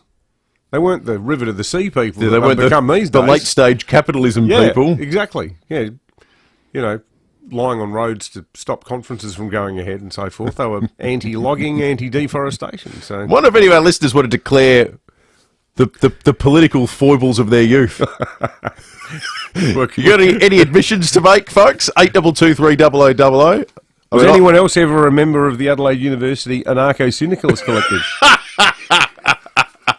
The best thing about you and I, David, is if at the uni versions of ourselves met, we would have found each other repulsive. Oh, yeah. I would have chained myself to your leg, you fascist young lib. Let us know. Any regrets? 8223000. shirt boy. Maybe you're thinking of. No, it was more Chicago school economics. It was sort of more, laissez-faire. Neocon. Let it, Well, they were the people who advised Augusto Pinochet. That's right. Yeah, that kind of stuff. Exactly. You love them. Yeah, right. If you've got an admission to make, like Amanda Wilson, you can do it here on 5AA like she did. Yeah, we're going to be chatting to her later in the show too. Exactly right. There is a very serious incident that we're following on the Port River Expressway. Here's a bit of the emergency services radio from a short time ago. Road crash rescue, Port River Expressway. Got SAS on scene. We've got one van in the bushes investigating over. So one driver in the hands of SAS. Appears to be a medical episode from first interactions with the patient. So that's one to be wary of this morning. Already delays building, we understand, but if you can give us more information, we would appreciate that. Let's head straight to the US, as we've been saying. Tim Lester was slated to speak with about 20 minutes ago. He said, give me 20 minutes. There's this breaking story about a third Trump assassination attempt. He's got the details now, thanks to 7 News. Tim, good morning to you. So what almost happened? Well, it is an almost happened kind of situation. Late yesterday, local time here, Donald Trump, in an unusual move, choosing to hold a campaign rally in California, which is very safe Democrat, but came here to Southern California in a place called Coachella. Just as the rally was starting, police say they pulled over a SUV and found inside an unregistered handgun, an unregistered shotgun, and a large capacity magazine, high capacity magazine, and they took the man, the 49-year-old, into custody. He's a man from Las Vegas. He was held overnight. Now, this is what makes it interesting. They've released him on bail, on $5,000 bail, but the senior police officer in the area has told one media outlet that they think it pretty likely they averted a third assassination attempt on Donald Trump, who was just going on stage at the time. Why they'd release him on bail if he were an assassin in their minds, I don't know, but that's yet to be clear. But those are the facts. We remember, of course, in mid-July, the shot that winged the former president's ear and killed a rally goer in Butler, Pennsylvania, and of course the golf course case 2 months later, still in the courts. This might have been a third attempt on Donald Trump's life. Amazing. Great report, Tim. Thank you. We appreciate you doing the work and making some space with us, because I know you're doing a lot of reports back to newsrooms across Australia today. Tim Lester for 7 News in the United States. Whatever you think of Trump, the fact that he keeps fronting up at these public rallies is quite extraordinary, isn't it? I mean, when he's in a glass box now, I think. Is when he? He doesn't. Yeah, it's hard to see from TV. There was a picture I've seen in some of the coverage of him today. What about when he went back to Pennsylvania? Was he in a glass box then? I'm not sure. Yeah, I don't know. I've seen some pictures today that suggest that he's... That line when he started the speech, as I was saying... Yeah. It's just genuinely hilarious. Now, Rob's texted in saying this. The continual rhetoric calling Trump Hitler, a threat to democracy, etc., sees the chickens coming home to roost. When you continually demonise and name-call someone you don't agree with, there's just too many nutjobs out there who take all this as a call to arms, and people should think before they speak or publish things like that. I tend to agree with you, Rob, except the problem with that assertion they make, and I say this respectfully, particularly given you easily one of my favourite texts to our program, is Trump's pretty guilty of that himself. Does like calling a name. Yeah, I mean, when he first ran and everyone thought he was a joke candidate, he'd get up at the Republican primary with a list of names for people on his own side as to why they were so useless. You know, and he spent years deriding Biden. Crooked Hillary. Yeah, crooked, and talking about... the draining the swamp. Yeah. It's all in that same corrupt, can't be trusted, threat to democracy kind of language, isn't it? Yeah, exactly. Lights are still out in Pulteney, says a texter. I can't believe we don't have enough coppers to have someone standing there directing traffic. Well, I hope we get the power sorted out for when we get COP31, as is the plan. 404 without power in the CBD at the moment because of some power lines that are down on Wright Street and Russell Street. South Australia's bidding for the COP31 Climate Change Conference in 2026. So for those that aren't keeping up to date with when the latest COP is. COP29 was in Baku in Azerbaijan. COP30 will be in Brazil, so we're going for the one after that in 2026. You might not be excited by the subject matter, or maybe you are, but either way, the state government is saying it would bring 30,000 visitors and generate $511.6 million worth of economic activity to the state. If you're listening to all this going, COP what? Coppers on the street? No, that's different.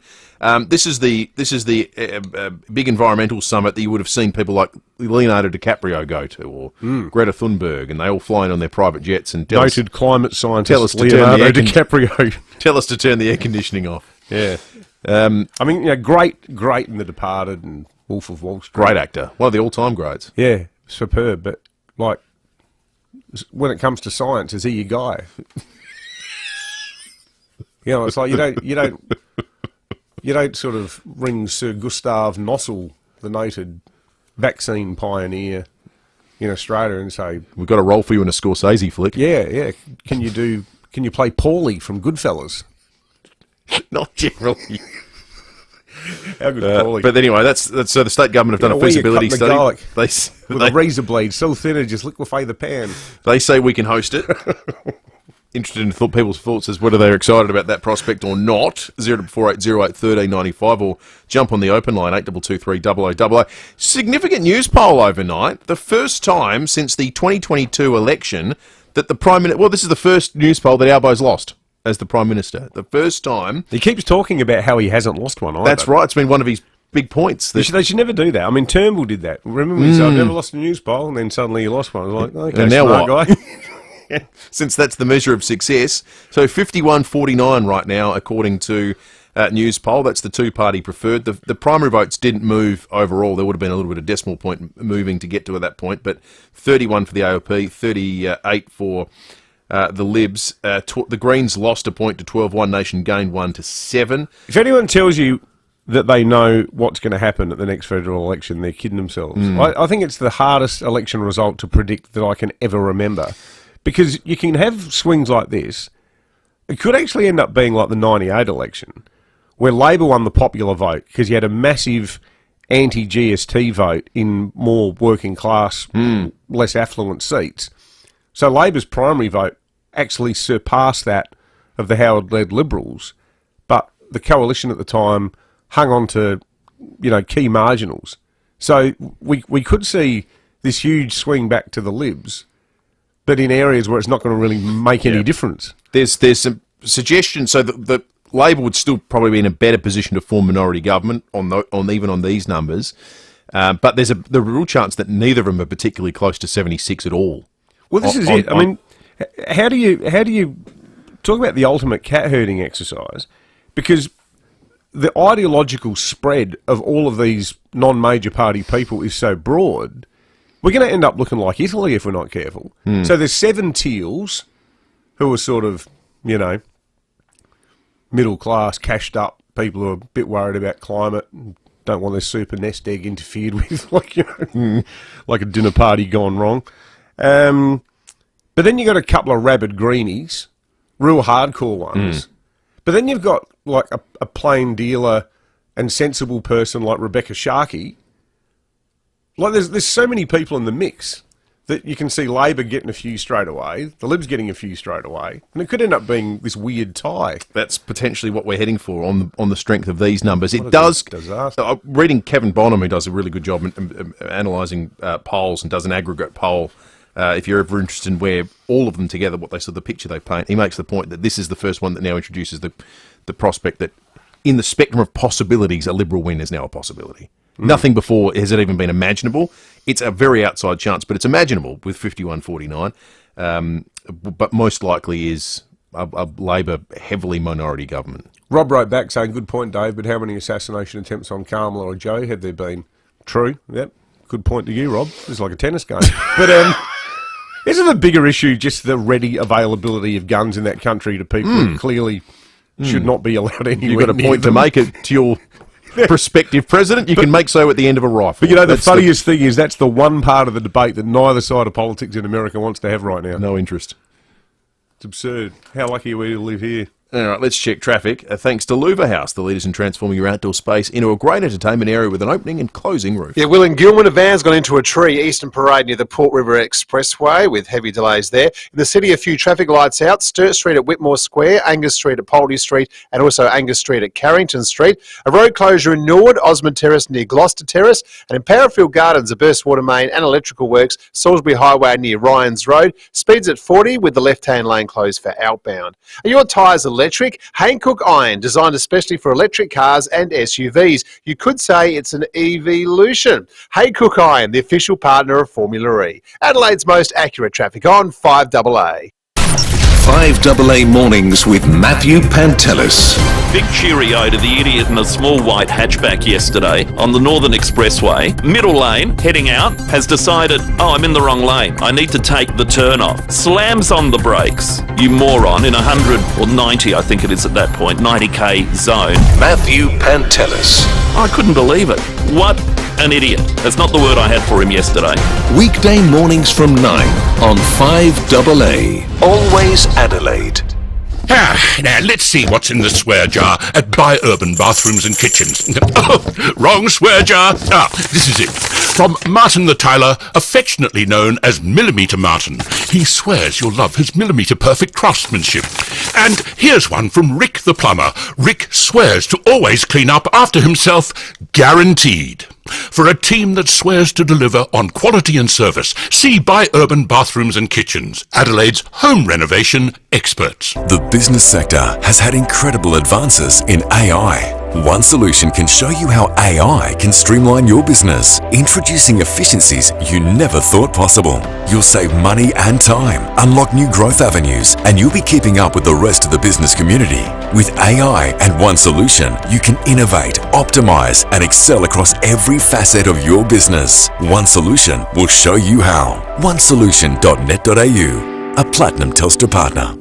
Now, the best thing about meeting up for lunch at the Lion could be the menu, but... That's right, the best thing about lunch at the Lion, especially if it's a business lunch, could be your options, like lots of private rooms to choose from for small or big lunches. Actually, the best thing about the lunch at the Lion is you can lunch in the restaurant for as long as you like. Fridays, of course, are famously long. Book your long lunch at the Lion. We've had a lot of great work lunches at the Lion. The food is genuinely excellent, superb. And you can stick around lunch as long as you like at the Lion, North Adelaide.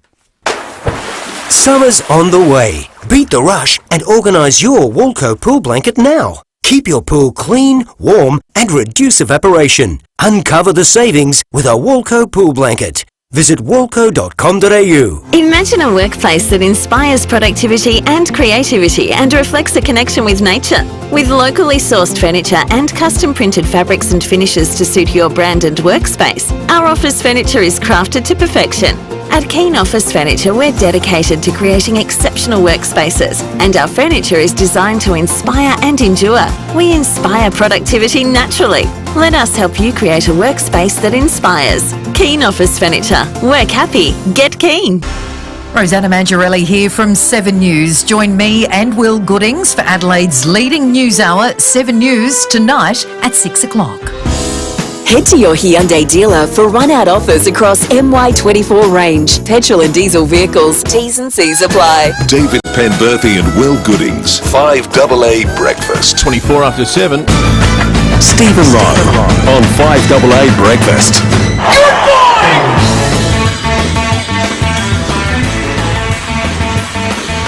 Big weekend of sport to wrap. Rowie and Timmy G will be back from this afternoon. Stephen Rowe, good morning to you.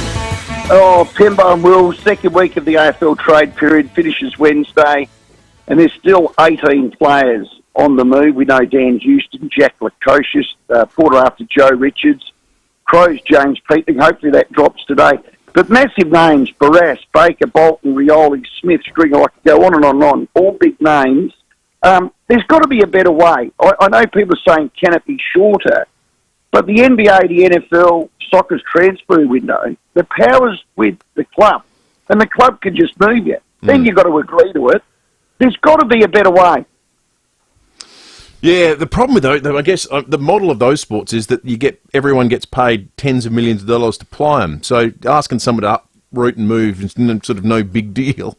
Whereas if you're on $300,000 a year in the AFL, it kind of hard to ask players to do that, isn't it? Well, yeah, that's probably the short answer to it. But I'm with you, though, in theory.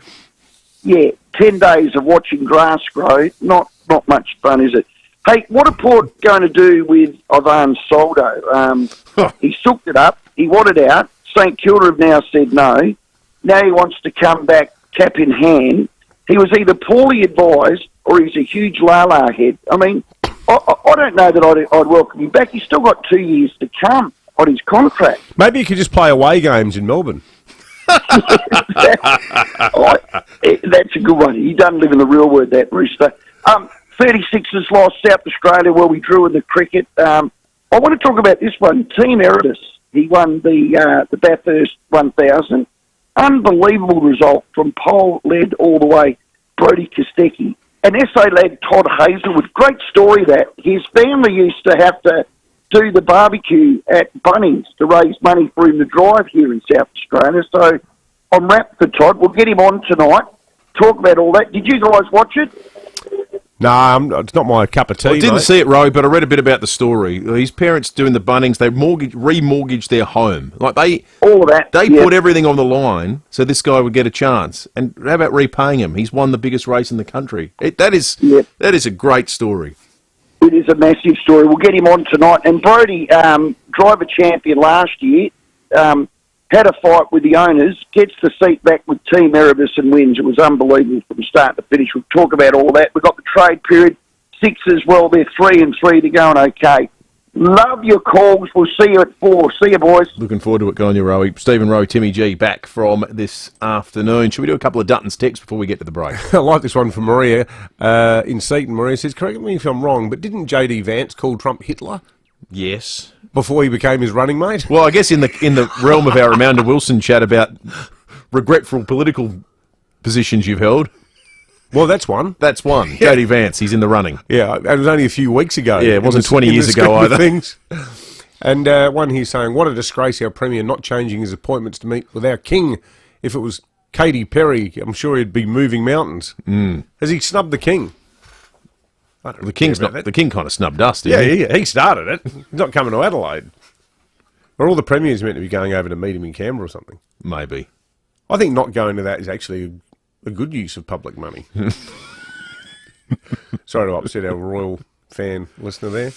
All right, it's time for 5AA News. On the other side of this break, Stacey Lee has got the hottest of hot seats thanks to Keen Offers Furniture. Who's going to be in it? You'll find out next. What's on your bucket list? Skydiving? Swimming with dolphins? Hot air ballooning? Before you plan a bucket list, plan your will with Donlan Lawyers. A will, power of attorney and advanced care directive speak for you when you can't. It means you and your loved ones will be taken care of. Visit donlanlawyers.com. Put it on your bucket list. Hindmarsh Square, Adelaide, and Ocean Street, Victor Harbour. Join over 60,000 Adelaide homes and say yes to lowering your energy bills with Yes, your energy saving solutions. Do you know how much that old fridge in the shed is adding to your electricity bill? Your energy saving solutions can collect your old inefficient fridges and freezers for free, and the best part is that you can also get up to $150 per unit. For T's and C's on this unbeatable offer from Your Energy Saving Solutions, go to yes.net.au. That's yes.net.au. You don't do a good barbie, you're the tong master. You're not just flipping snags, you've earned the title Backyard Hospitality Director.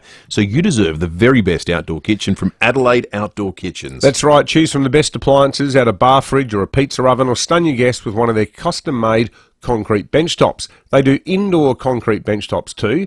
These handmade bench tops can really update any kitchen space, custom made for you, every piece unique, especially for you. Call for a consultation and quote today or visit the Seaford Meadows showroom on Farrow Circuit. The best backyard hospitality directors choose Adelaide Outdoor Kitchens. Go to adelaideoutdoorkitchens.com.au.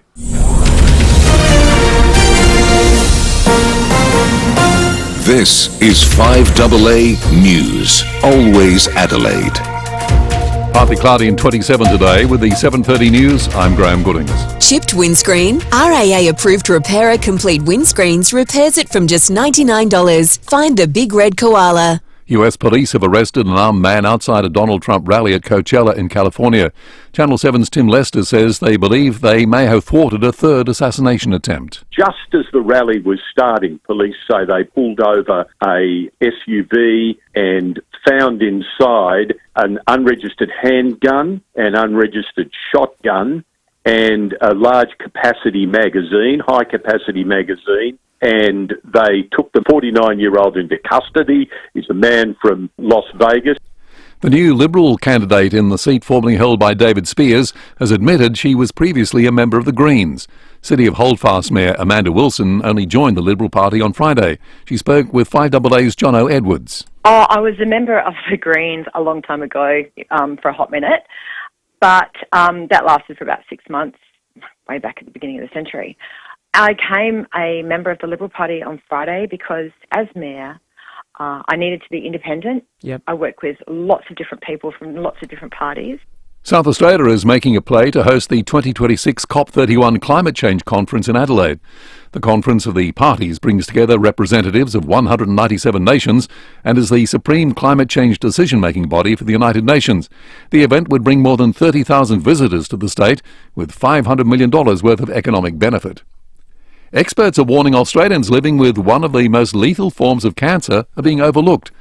Metastatic breast cancer is incurable and spreads from the breast to other parts of the body.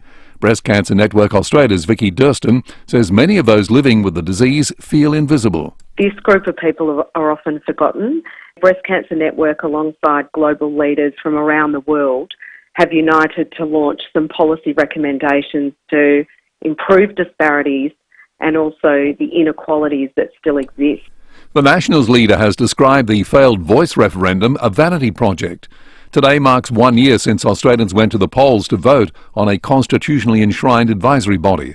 David Littleproud says the Prime Minister only managed to divide the country and wasted taxpayer dollars. Because regional Australians understood that the proposal he's putting up was one that we've had before that failed before. It was called ATSIC, and all he did was waste their money in a cost of living crisis instead of getting on with the job of delivering services for Indigenous Australians where there is disadvantage. US President Joe Biden has been visiting Florida to see the damage caused by hurricanes Milton and Helene. Mr. Biden promised more than $500 million would be made available to restore the power network. This funding will not only restore power, but will make the region's power system stronger and more capable and reduce the frequency and duration of power outages while extreme weather events become more frequent. Australia Post has revealed the last dates to send letters and parcels to make sure they arrive for Christmas. Letters and Christmas cards heading interstate must be sent by the 13th of December, while parcel post packages can be dispatched up until the 20th. The full list of Christmas cut-off dates is available on the Australia Post website. Now turning to 5AA Sport. The 2024 Mitsubishi Triton comes with 10 years warranty, plus 3 years free servicing, only at Agostino Mitsubishi. And Tom Wren, good morning. Very good morning to you as well, Graham. A final pit stop has proved pivotal for Brodie Kostecki as he won the Bathurst 1000 event along with South Aussie Todd Hazelwood. Kostecki paying tribute to his crew following the result. It was just enough to stay in front of Brock there, and it was probably the fastest 20 or 30 laps I've ever done here around the mountain. Yeah, great result. Brock Feeney and Jamie Whincup came second. Will Brown and Scott Pye were in third place. Well, Melbourne United has marked Chris Goulding's 450th NBL game with a victory. Unfortunately, it came at the expense of the Adelaide 36ers. They won by 27 points at John Cain Arena late yesterday. Well, Australia's women have recorded a thrilling 9-run win against India to remain undefeated at the T20 World Cup. The Indians needed 15 to win off the final over, but the Aussies held their nerve. Sophie Molyneux awarded Player of the Match. Adelaide's women, meantime, have bounced back in the football too, thanks to a fantastic 64-point demolition of GWS. The Crows are now percentage clear of Richmond, who are fifth, and they're 1.5 games behind the top of the table, North Melbourne. To tennis, Jannik Sinner has claimed a 7th title for the season after beating Novak Djokovic 7-6, 6-3 in the final. Again, second match, Sinner, the world number one, delivers an impressive display to claim a third Masters 1000 title of the year. Yeah, sensational result. That was in Shanghai, Graham, and that is the 5AA Sport. Thanks, Tom. Now checking 5AA traffic. Lynn Andrews Real Estate, experts in commercial and residential property management. lynnandrews.com.au. Hey, good morning. Got a car rollover on the freeway downtrack near Waverley Ridge Road. A van into a tree in Gilman, Eastern Parade near the Port River Expressway. Traffic lights out in the city, Sturt Street at Whitmore Square and Angus Street at Pulteney and Carrington Streets. A fallen tree in Cherry Gardens, Marshall Road near Slack Road. A road closure in Norwood, Osmond Terrace near Gloucester Terrace. And burst water main and electrical works on the Salisbury Highway near Ryan's Road. Speeds at 40 with the left-hand lane closed for outbound. Fantastic Furniture is celebrating 35 years living with Aussies with 10% off their Australian-made range and the chance to win a $1,000 gift card. Hurry, end soon. Find your fantastic. T's and C's apply. Adelaide's most accurate traffic on 5AA. And now the 5AA weather. See any issue firsthand with AutoCam. Real-time video, direct to you from your Automasters technician. Partly cloudy, 27 today. Tomorrow a shower or two, 29. Wednesday mostly sunny, 27. Then Thursday a shower or two, 29. Currently it's 19. More news as it happens on 5AA. It all started with a pen and paper 35 years ago. Lots of ideas and a ton of innovation. Nothing's changed. Beechwood Homes is still building stunning bespoke homes right across South Australia. Under construction right now is another Beechwood Homes masterpiece at Blackwood Park. This new display home will showcase Beechwood's dedication to cutting-edge design, craftsmanship and innovation. If you can dream it, Beechwood Homes can build it. Life's good. It's even better in a Beechwood home. If you need to fix your pipes, call Precise. Call Precise. If your toilet's blocking up, call Precise. Call Precise. If your lights aren't turning on, or your hot water is gone, or a plumber or an electrician, call Precise. Precise. Precise Plumbing and Electrical. Call 1300 700 200. That's 1300 700 200. Precise Plumbing and Electrical. We're helping life flow. Or a plumber or an electrician, call Precise. Call Precise. 5AA Breakfast is streaming live right now. To watch, simply head to 5AA on Facebook or YouTube. Head to your Hyundai dealer for run-out offers across MY24 range. Petrol and diesel vehicles. T's and C's apply. David Penberthy and Will Goodings, 5AA Breakfast. 22 minutes to 8, bit going on our roads this morning. If you're in the city, in fact, if you're all over the place and you're wondering why the traffic is busy, well, school's back, of course, that's part of it. We've got a situation on the Port River Expressway that we've just heard police have been attending to. There is an issue on the southeastern freeway as well at Crafers with a car rollover. I mean, that's currently at a standstill if you're stuck in that. And in the city, a power outage, about 404 premises without power, but it's meant the lights are out on Pulteney Street, thanks to the power lines being down on Wright Street and Russell Street this morning. So, host of issues requiring a degree of patience this morning on our road. So if you're stuck in the traffic, stay listening though, because Stacey Lee is in the 5AA Breakfast studio, thanks to the great people at Keen Office Furniture. Stacey herself having to negotiate those power outages and the lights that were down. Morning to you, Stacey. Good morning. I know. A couple of sets of lights down on Pulteney Street. No one there directing traffic either at the moment. I mean, it'll get busier soon. You'd think they might need to get someone down there shortly. It's been going for a while. It's been about an hour. Yeah, it's not a new thing. No. It's right near police headquarters too. I felt like just going and knocking on the door and saying, "Hey guys, do you know there's a couple of lights out down there?" They might be on the hot seat later, thanks to Keen Office Furniture and Keen Education Furniture, leading the way in office and education furniture right here in SA. But there's plenty in the world of state politics to potentially occupy the seat this morning as well. Yes, there is. Well, we have a Liberal candidate for the seat of Black to replace David Spears. We still don't have a date for the by-election, but we expect that'll come this week because David Spears has to formally resign tomorrow when Parliament resumes. Do we know if he has to physically go to Parliament to do that? I don't know. Or can he get someone to drop the form off for him? Send the letter to the Speaker. You'd assume it's already been sent. It's just that the Speaker's not required to open the letterbox until tomorrow, I'd think. You're suggesting he's not going to do sort of a farewell speech? Don't know. The way he's been going, you wouldn't be surprised if he did turn up. There is nothing you could tell me about that story that I wouldn't believe. Yeah, that's right, exactly. Yeah, we're in uncharted territory with this one. I don't know how to feel about the Liberals candidate, because originally I thought, well, Amanda Wilson, Mayor of Glenelg, City of Holdfast Bay, for a number of years now, got good name recognition in the area. And I thought, is she a bit left-leaning for the Liberal Party in the beginning? Because she's very environmental. I think Glenelg and the City of Holdfast Bay was the first council to introduce the weekly green bin, the FOGO, whatever that stands for.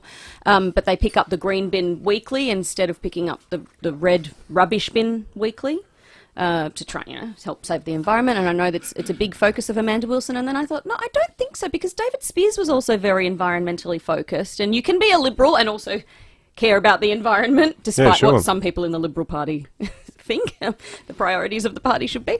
And I thought, no, I don't think she is. And then this interview came yesterday with Jono here on 5AA. Yeah, the Advertiser also reported you've only been a part of the Liberal Party since Friday. Have you previously been a part of any other political party? Oh, I was a member of the Greens a long time ago for a hot minute, but that lasted for about 6 months, way back at the beginning of the century. I became a member of the Liberal Party on Friday because, as mayor, I needed to be independent. Yep. I work with lots of different people from lots of different parties.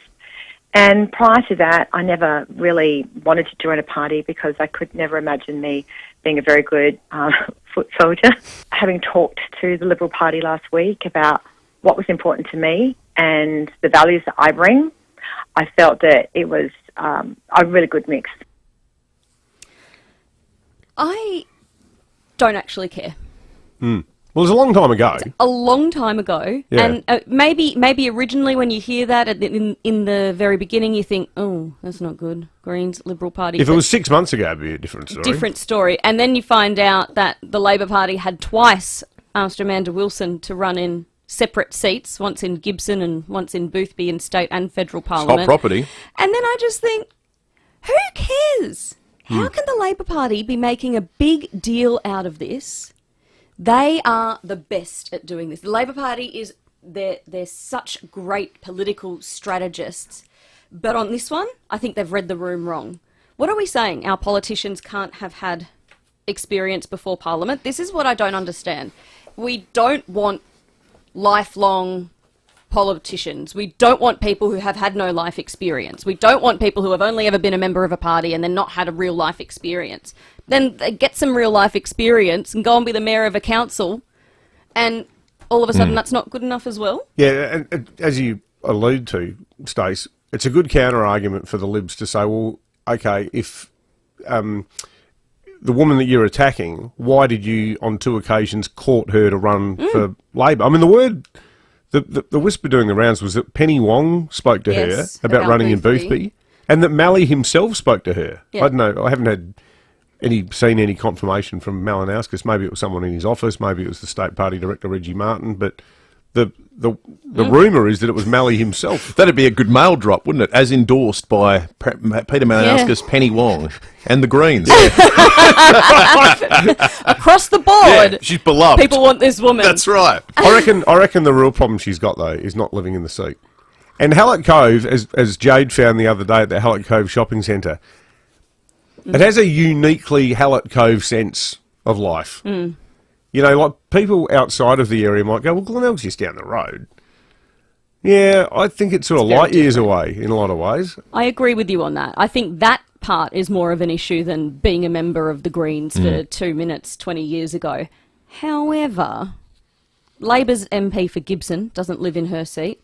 We've Labor's spoken got about a long history of this. Nick Champion, Mike Rann represents, deep north and lives in North Adelaide. Mike Rann used to visit his seat of Ramsey about once every 4 years to vote. So I don't On think... a clear day, you could almost see it from North Adelaide. So I don't think that's a valid argument for the Labor Party either. And this is the thing. Both sides of politics are as bad as each other with this. But the Labor Party just seem to be better at prosecuting it. They're just better political strategists, and they're just better at prosecuting an argument. And I think the Libs are finally getting there. You know, I think their comms on this has been good. I'm really going to be interested to see how this by-election plays out, because I can almost guarantee you it is not going to be nearly as toxic as the Dunstan by-election, which was a 3-way race between women.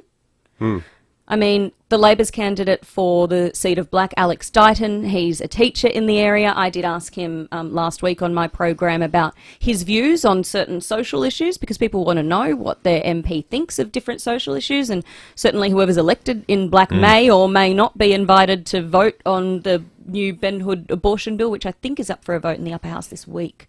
I'm thinking maybe Wednesday. So, voters want to know what their MPs or potential MPs think on social issues, and he very, cleverly didn't answer the question, and someone on the text line suggested, well, maybe it's because he's still employed by a private school and can't mention what he thinks on a Catholic school, can't mention what he thinks on these issues if he's still employed by the school.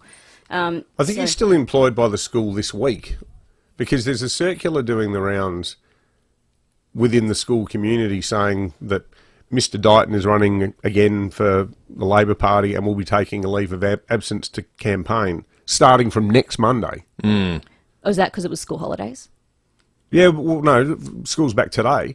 Next Monday, not today. Yeah, next Monday is when he starts campaigning. So he misses out on a whole week. Maybe the school said, look, mate, you got too much stuff to finish before you leave, so you got to work for another week. Probably, yeah. That would make sense. Who do you, just if you had to pick it right now, we talked about this extensively with Matt Abraham on Thursday, 2.7% margin, so need to be 50% bigger than what ultimately saw Dunstan fall. It's about 1,300 votes, I think. What do you think? Now we know the candidates too. Yeah. I think having a candidate like Amanda Wilson, who's got good name recognition, at least in some of the electorate, is going to go far for the Liberal Party. So at the moment, I'd have to say the Liberal Party. And I do think it is a seat that, it's had David Spears there, who's, a bit of a lefty in terms of the environment. So Amanda Wilson might fit that bill quite well. At the moment, I'm saying it stays with the Libs only just. But, there's still a while to play out here.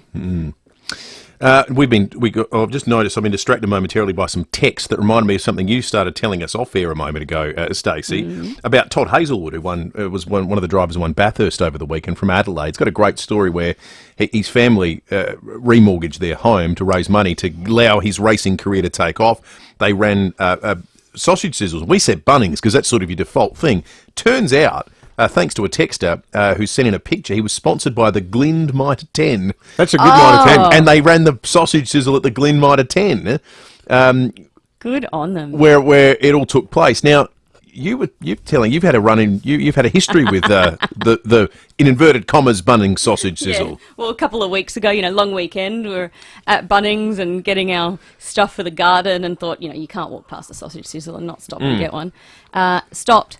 Sorry, everyone. It'll be a while. We've run out of gas. Oh, really? And I'm like, what? Aren't you in the perfect place to get another gas bottle?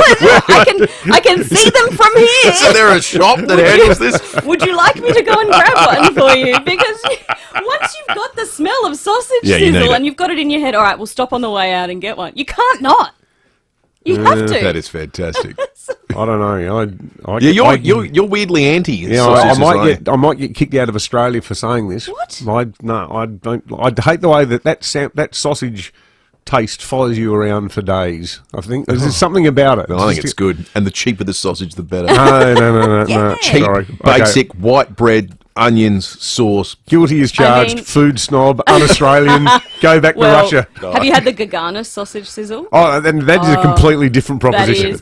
That is the thick that pita, is superb. the cevapcici, the special Greek dips on top, a thick slice of halloumi. I mean, the Gaganis one kills any other. I just think as a race, Australia has really let itself down badly with the fact that factory sweeping sausages are celebrated. Spain's got the chorizo. I hate to The Balkan states have got the cevapcici. What have we got? Where is the Occupy Wall Street David Pemberton gone? The democratic sausage that's available to everyone. I'm sure. You don't need, actually chorizos and cevapcicis are available to everyone too. It's not a question of money. It's a question of much you care about what you put into your damn sausage. Hey, listen, you and your snob sausages. I'm with you on the chibats. I'm You're with like you on eating the chibats. pig's guts and breadcrumbs then. Damn straight, my friend. And Olga's is a great South Australian company. And they That do is the true. best chibats. That is They great do. chibats. Good stuff. That was excellent, Stacey. Keen Office Furniture, though, I'm struggling. Oh, yeah, this who's in the week. hot seat? Well, I think it's just got to be both candidates, both political parties, in Yes. fact, to try and keep this clean. Let's talk about the candidates and their politics talking and their about? policies. Keep it clean. Let's make it ugly as possible. More stories. Exactly right. That's what we want. Good old-fashioned barroom brawl. Fine. We're all part of the problem. We are. Good on you, Stacey. Mainstream media. That's right. Good on you, Stace. That was excellent. We'd love to hear from anyone actually inspired by that chat. If you've ever raised money to Sausage Sizzle, what have you done it for? Let us know. We've got some good tickets to give away in the spirit of the Motorsport. 4 general admission tickets to Top Fuel Drag Racing at the Bend. Top Fuel Drag Racing returns to Dragway at the Bend, October 18 to 20, thebend.com.au. Nice intersection of the Sausage Sizzle meets Motorsport this morning. So if you've ever raised money at one, what have you been cooking snags for? Let us know. 8223 0000, and we could be sending you to the Bend. Thanks for coming in, Stace. Thank you. We're going to check traffic thanks to Luva House, the leaders in transforming your outdoor space into a great entertainment area with an opening and closing roof. Yeah, we've got a car rollover on the freeway down track. That's near Waverley Ridge Road. Some traffic lights out in the city. Sturt Street at Whitmore Square and Angus Street at Pulteney and Carrington Streets. A fallen tree in Cherry Gardens, Marshall Road near Slack Road. A road closure in Norwood, Osmond Terrace near Gloucester Terrace. And burst water main and electrical works on the Salisbury Highway near Ryans Road. Speeds at 40 with the left-hand lane closed for outbound. Swap traffic jams for cruising plans with Flight Centre. Cruise the South Pacific with Carnival from just $929, plus onboard credit and more. Book now with Flight Centre. Adelaide's most accurate traffic on 5AA. Right now, there's never been a better time to buy a new forklift from Toyota Material Handling. Choose from Toyota's massive range, famous for legendary reliability and safety. Plus, enjoy a low finance rate from just 2.9% on Toyota's 8FBRE Reach forklifts and SWE 120S walkie stackers currently in stock. Hurry, limited time only. See the Toyota forklifts range at toyotamaterialhandling.com.au. Approved business applicants only. Terms, conditions, fees and charges apply. Maximum term is 48 months. Offer ends 28 Feb 2025. Hi, I'm Lynn Andrews.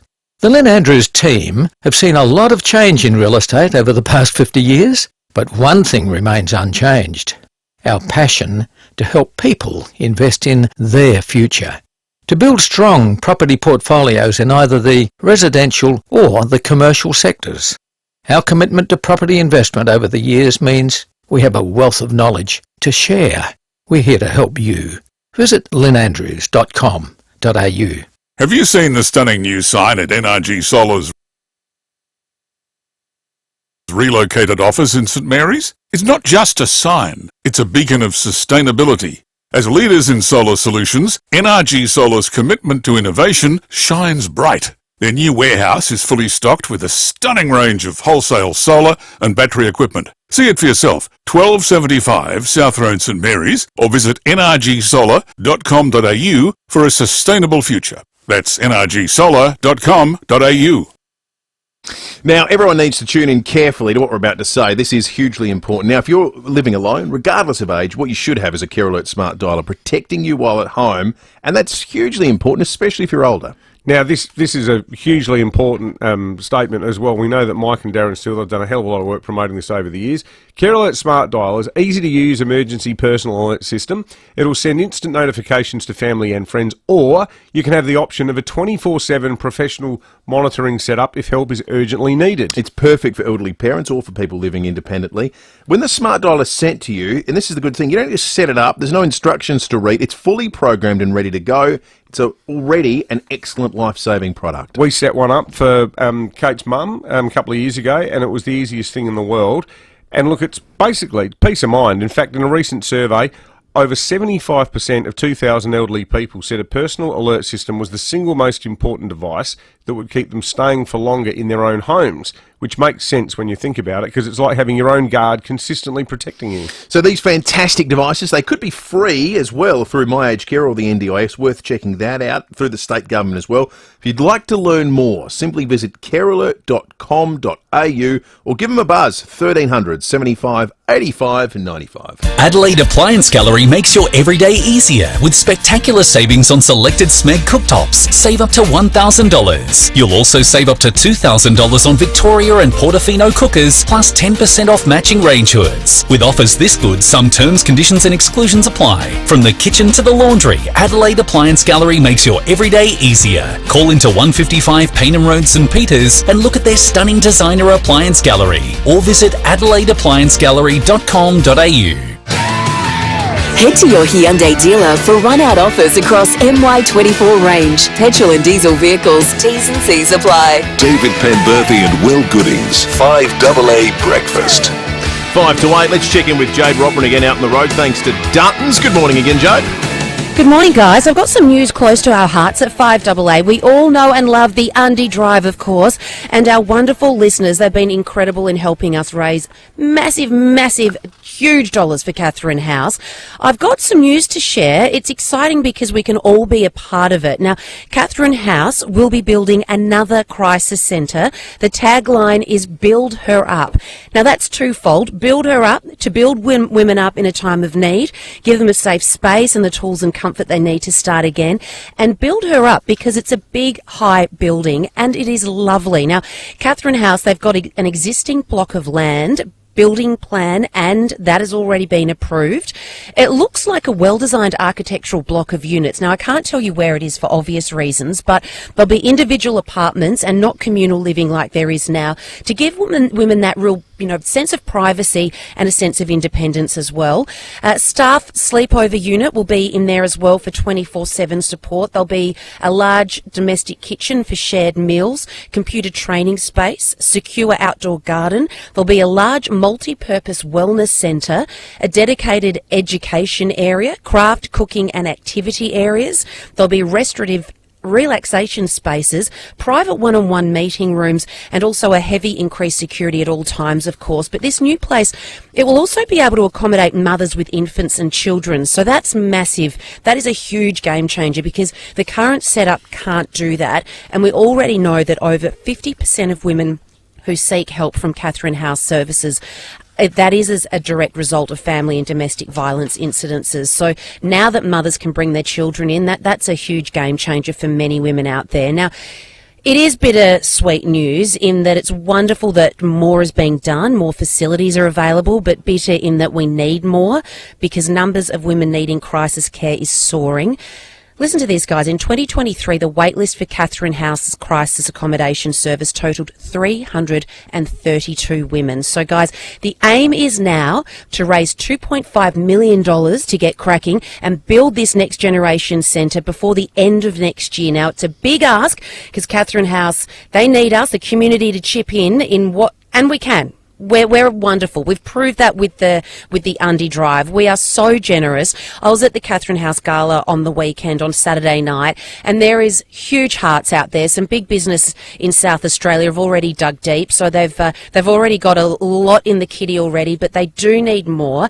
If you would like to be involved, jump onto the Katherine House website, and they'll tell you where you can go and how you can get involved, but every dollar counts. Guys, big news coming out of Katherine House, and of course with our Undy Drive, we'll wrap our arms around them again for next year, and every dollar that we raise, of course, will go to this brand new building. You're a wonderful charity. They do such a great job. It was a terrific report, Jade. Thank you for that. We love our association with them, and we certainly will be. We're supporting them with the Undy Drive again next year. As Jade said, though, it's bittersweet that they're building a new facility. You don't want them to have to expand. No, you'd actually like them to say, you know what, we need 6 fewer beds. Yeah. Because, our whole reason for existing is no more. I guess that's in the hands of blokes, though, isn't it? Great text here from Daz. What's interesting at local football league, i.e. ex-amateur, is the move towards the Kransky away from the lips and bums sausage. Both are still provided, however, there seems to be an unofficial competition for the best barbecue at a footy club. Kranskys are great. I love a Kransky. Oh, yeah. Kranskys are superb. Yeah, they got a bit of that crack pop when you bite into them because they're smoked, so you only really need to warm them up.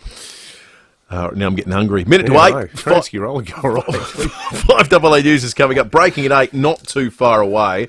We're also going to be talking about the horrific weekend we had on our roads after 8:30. That's all ahead. Stick around. I'll grab a few people I know.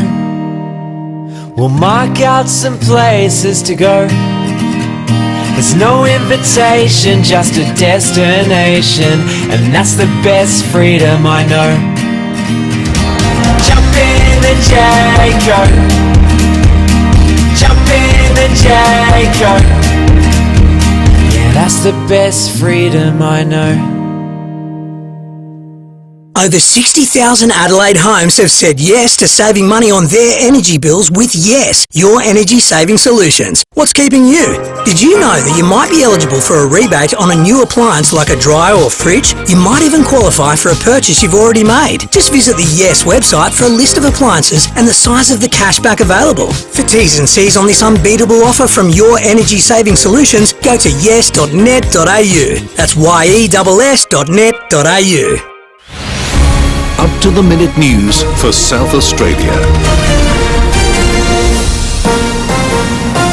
This is 5AA News, always Adelaide.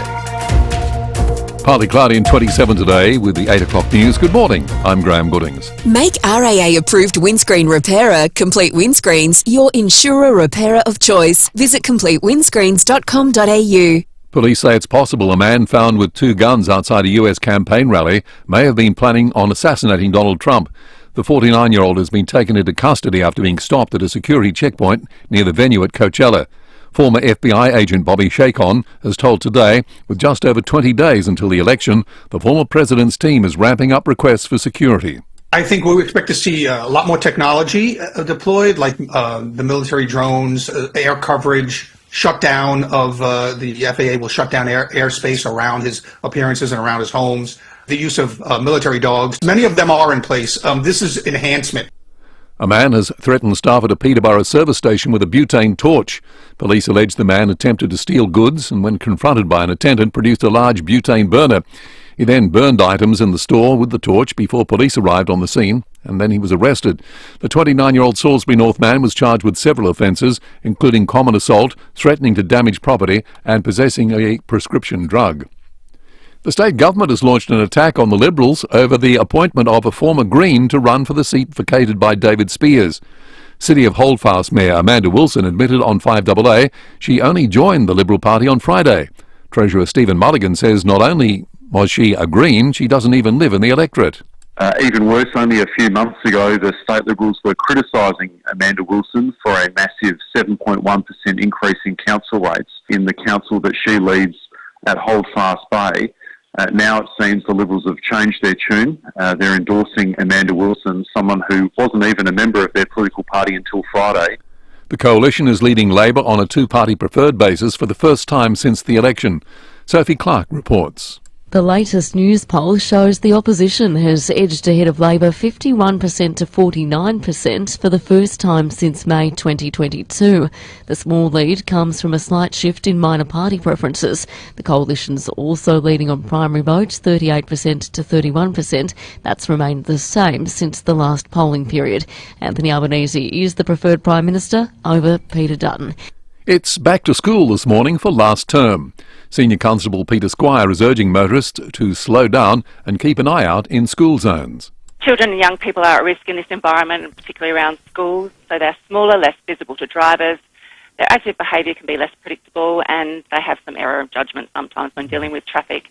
So we are running a 2-day statewide operation, and that focuses on our resources on the safety of children and pedestrians around the school zones.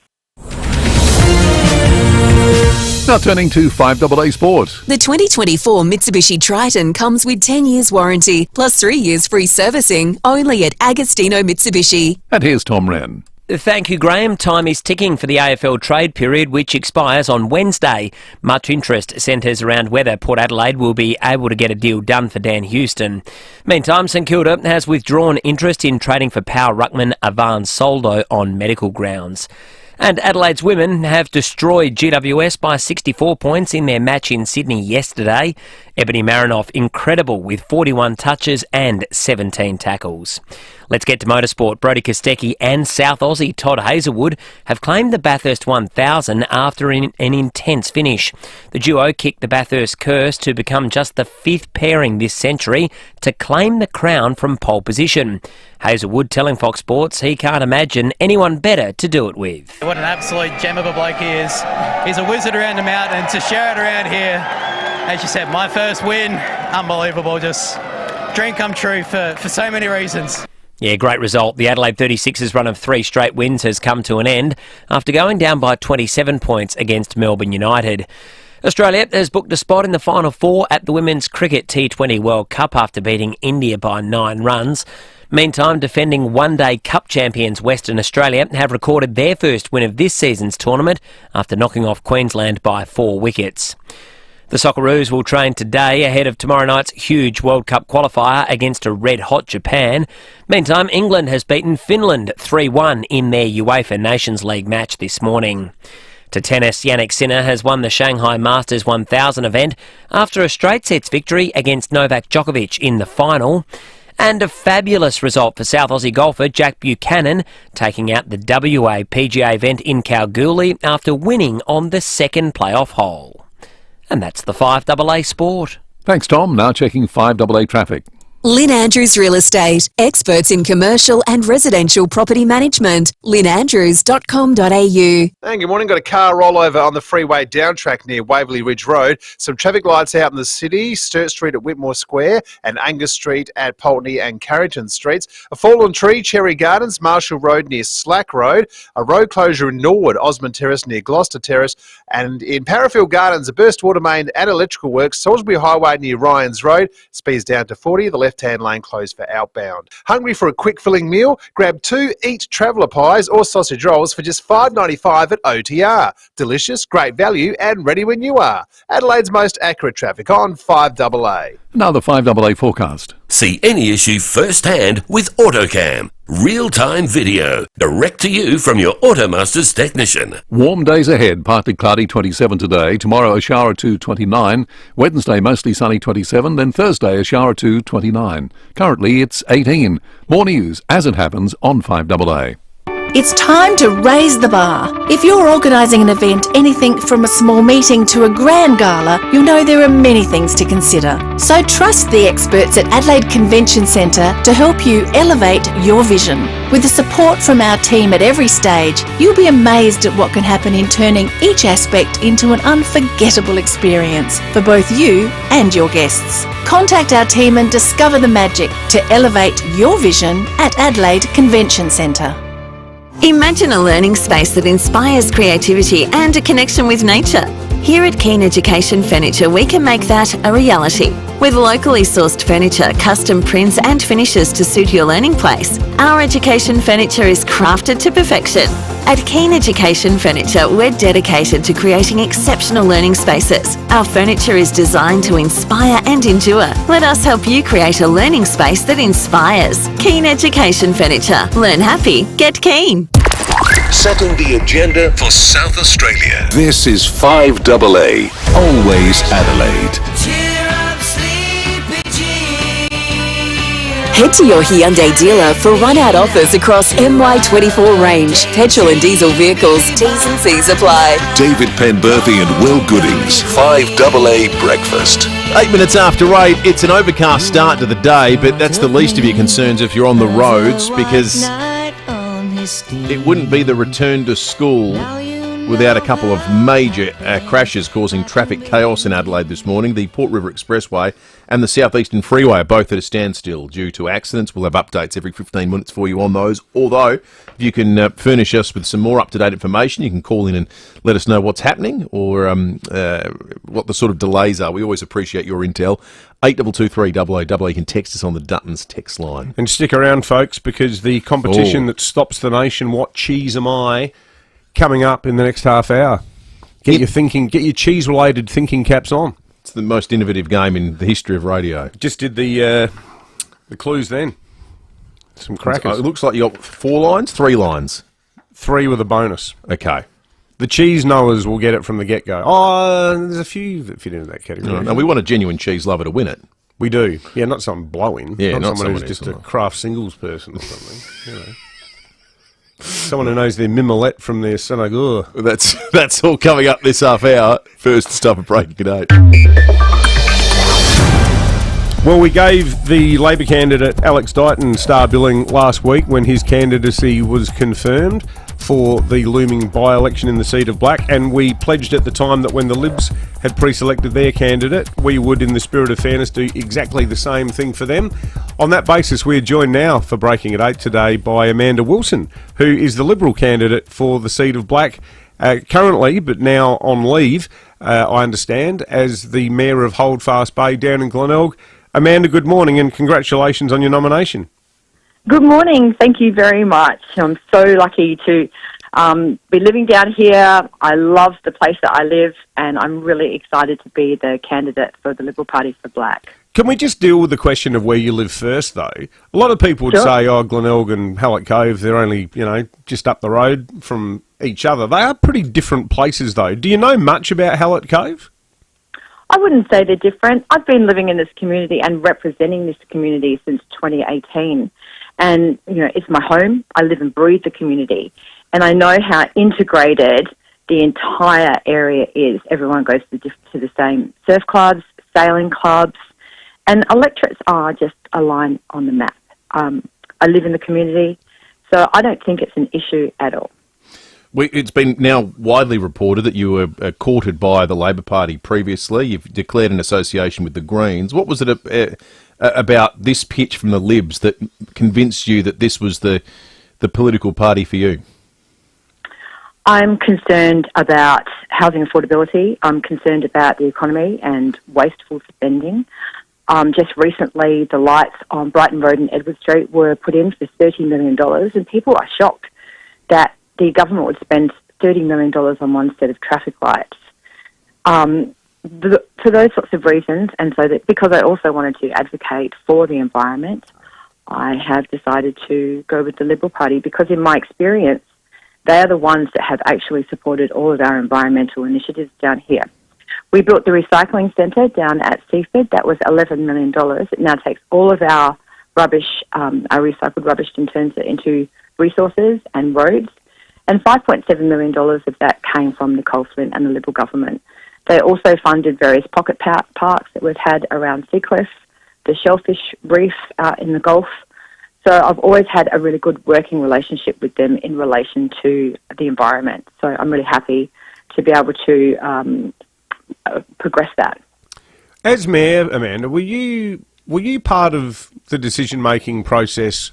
And this was something that a lot of people contacted us about. In fact, we did a Breaking at 8 about it with one of the residents' action groups. Holdfast Bay not only put up rates by quite a significant margin, but the council also brought in this levy to pay down debt on top of the rate increase. Was that part of what you did as Mayor? That's not quite right. Our rate rise was 7.2%, and a section of that 2.3% was for the Jetty Road upgrade. Now, we wouldn't have had to have raised the rates by $41 on average for each household if the Labor Party had have come to the party and actually funded a third of the upgrade of a state significant asset.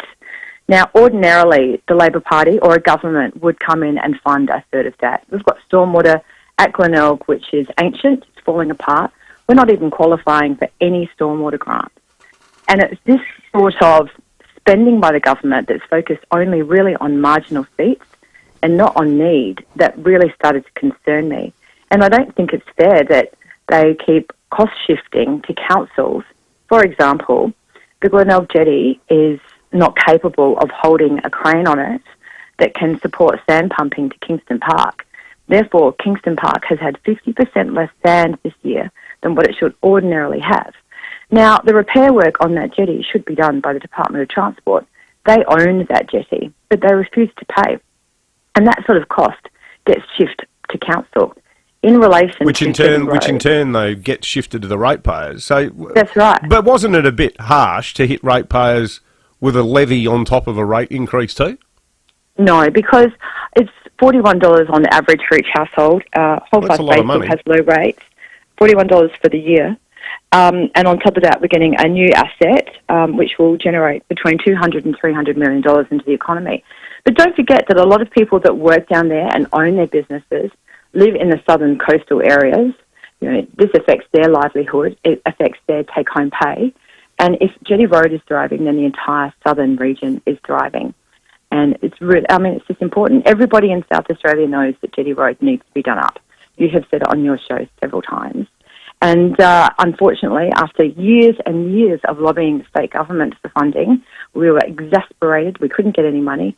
We know that in 36 months' time, the building costs of Jetty Road will triple. All building costs in the state will triple because of AUKUS and because of the north-south connector road. And that's a great concern to anyone that's investing in infrastructure. And that's one of the reasons why it has to be done now. But it all comes back to the economy of the state and the area. And that is my principal concern, that, $47 million has been spent on advertising to promote the Labor government. They could have put $10 million of that towards Jetty Road. But Jetty Road is just an example. There's lots of different examples all around Adelaide where it's not going to, where the money could be used to help people or to create infrastructure. $44 million on changing a national syllabus. It's already teaching children about empathy. I don't understand how this largest has developed into this. Amanda Wilson, as a Liberal, and you've said you preferred their environmental credentials, do you think hydrogen power should be part of the future energy mix in South Australia? Well, this also concerns me as a environmentalist, a practical environmentalist, I'll call myself, because my initiatives are things that actually work.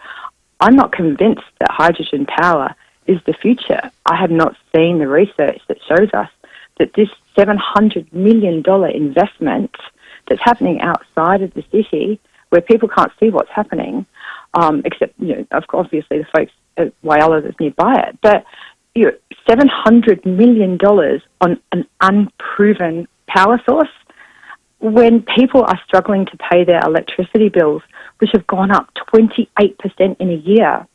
And I think people are being blinded in the political sphere about what's actually happening out here. You talk about, a $40 increase for Holdfast Bay. People are paying an extra $25,000 a year on average in increased bills in their house. I went shopping yesterday to go and get all of the food for my kids for the school run this week, and I am so glad they're back at school. But it was $100 for a couple of bags of groceries, and that's just, snacks for them for recess, some bread, a chicken, some oil. That's the basics. And, $100 used to get you like a good, decent shop. You would be able to get through most of the week on that, but not anymore. And it must be terrifying for families. When I was younger, my parents lost their house because of interest rate rises under the Hawke-Keating government. And, I know what that pressure feels like to have the bills mounting up and the families under stress. Yet all of this spending is going on unrelated things. As I said, $30 million for traffic lights on Brighton Road. Amanda Wilson, the Liberal candidate for the upcoming Black by-election. Thank you for joining us this morning for Breaking at 8. Still no firm date for that, is there? What was the speculation? Was November the 15th? 16th, November the 16th. Which would be the day after the court appearance for by David Spears, still incumbent member for Black, who doesn't need to physically appear at Parliament in order to resign. Okay. All right, let's check traffic. We'll get to some of the bit of feedback coming through from following that chat. We'll get to some of that very shortly. Traffic first, though, thanks to Louva House, the leaders in transforming your outdoor space and a great entertainment area with an opening and closing roof. Yeah, plenty happening out there. We've got a car rollover on the freeway down track near Waverley Ridge Road. Some traffic lights out in the city, Sturt Street at Whitmore Square and Angus Street at Pulteney and Carrington Streets. A fallen tree in Cherry Gardens, Cairns, Marshall Road near Slack Road, road closure in Norwood, Osmond Terrace near Gloucester Terrace, burst water main and electrical work, Salisbury Highway near Ryan's Road, speeds at 40, left-hand lane closed for outbound. Of course, the kids are back at school today after the holidays, so watch out around the schools as well. The MasterChef kitchen is turning up the sweet. Step into the magical world of Dessert Masters. The new season starts 7:30 tonight on 10 and 10 Play. Adelaide's most accurate traffic on 5AA. The 5AA Sports Show. Stephen Rowe and Tim Jennifer. It's the end of an era in tennis. Rafa Nadal retires a great of the game. Thank you, linesmen. Thank you, ball boys. Legend, 22 Grand Slams, 14 of them on the French clay courts. Played for 23 seasons, so he nearly averaged one a year. His last 3 years, not the best because he was injured. The 5AA Sports Show. I loved the fight out of Rafa.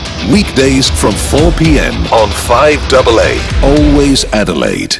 Rowie and I are at a local restaurant who have invested in the magnificently sleek and reliable Vulcan doors. Rowie, could you step outside for a moment, please? Oh, why is it always me outside? Thank you. Vulcan doors offer automatic pedestrian doors as well as highly secure industrial roller doors and shutters. Oi, Timmy! So keep out the heat as well as the pests that come with it. Turbo, when are you going to let me back in? Vulcan doors. Timmy! Separate yourself Oi! from the rest, literally. Oi! Adelaide Appliance Gallery makes your everyday easier with spectacular savings on selected SMEG cooktops. Save up to $1,000. You'll also save up to $2,000 on Victoria and Portofino cookers, plus 10% off matching range hoods. With offers this good, some terms, conditions and exclusions apply. From the kitchen to the laundry, Adelaide Appliance Gallery makes your everyday easier. Call into 155 Paynham Road, St Peters and look at their stunning designer appliance gallery, or visit adelaideappliancegallery.com.au.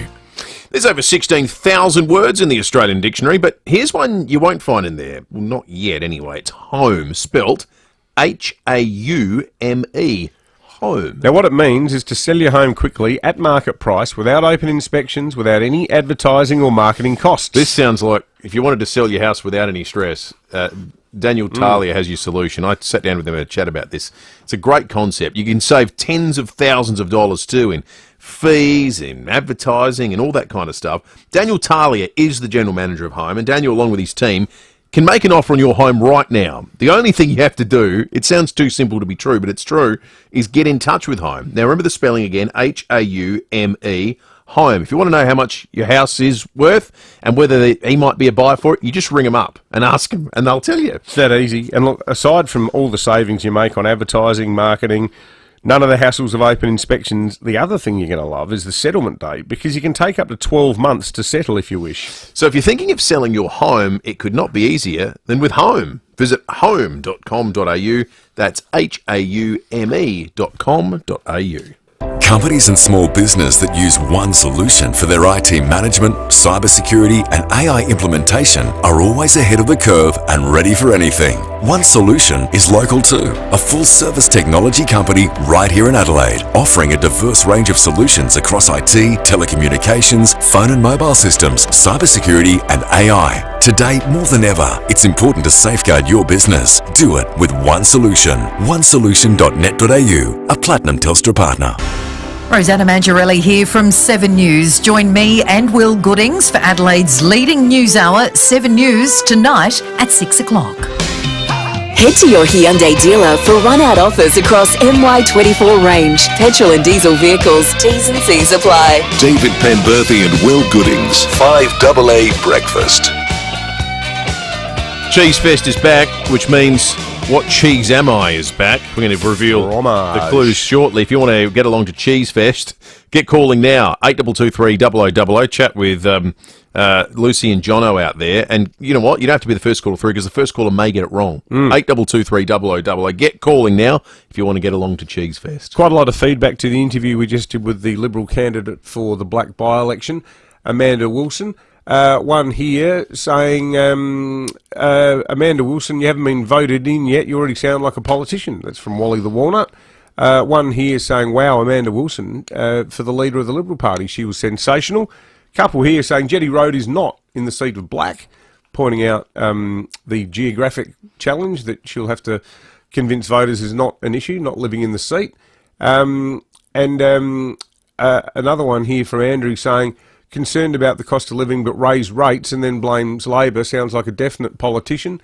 And one here saying, wow, what a run you gave her. Well, we gave Alex Dighton a run last week, so, you know. Well, and Alex Dighton as a teacher and not the mayor had no tricky policy questions to answer. So. Yeah, but, you know, we asked her about rates, we asked her about where she lives.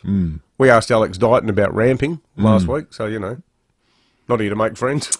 24 after 8. Cheese Fest. Only with our listeners. Get calling now, 8223, well, some of them. Now, no, we love them all we do. equally. Cheese Fest. Cheese Fest is coming up in a moment. But first, let's head out to this demonstration that's taking place.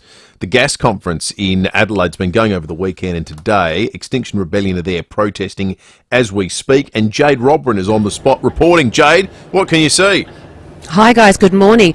There is a very heavy police presence here at the Adelaide Convention Centre here. To be honest, it's fairly calm, it's fairly quiet. There's probably about 100 protesters right now, but it is very, very quiet. Now, they're back again to protest at the annual convention of the Australian Pipelines and Gas Association. I've got Extinction Rebellion spokesperson Gemma Weedle with me. Gemma, thanks for joining us this morning. Now, you've promised this morning to be noisy and impactful. What's in store? Yeah, so we've got lots of creative elements today to really highlight the destructive impact of fracking and gas extraction for climate, health and water, and to call for no new gas. So we can expect to see some performance from the Butanes, who are a gas-inspired performance troupe. We've got a human pipeline being formed on the plaza here. We've got people dressed up in hazmat suits and gas masks.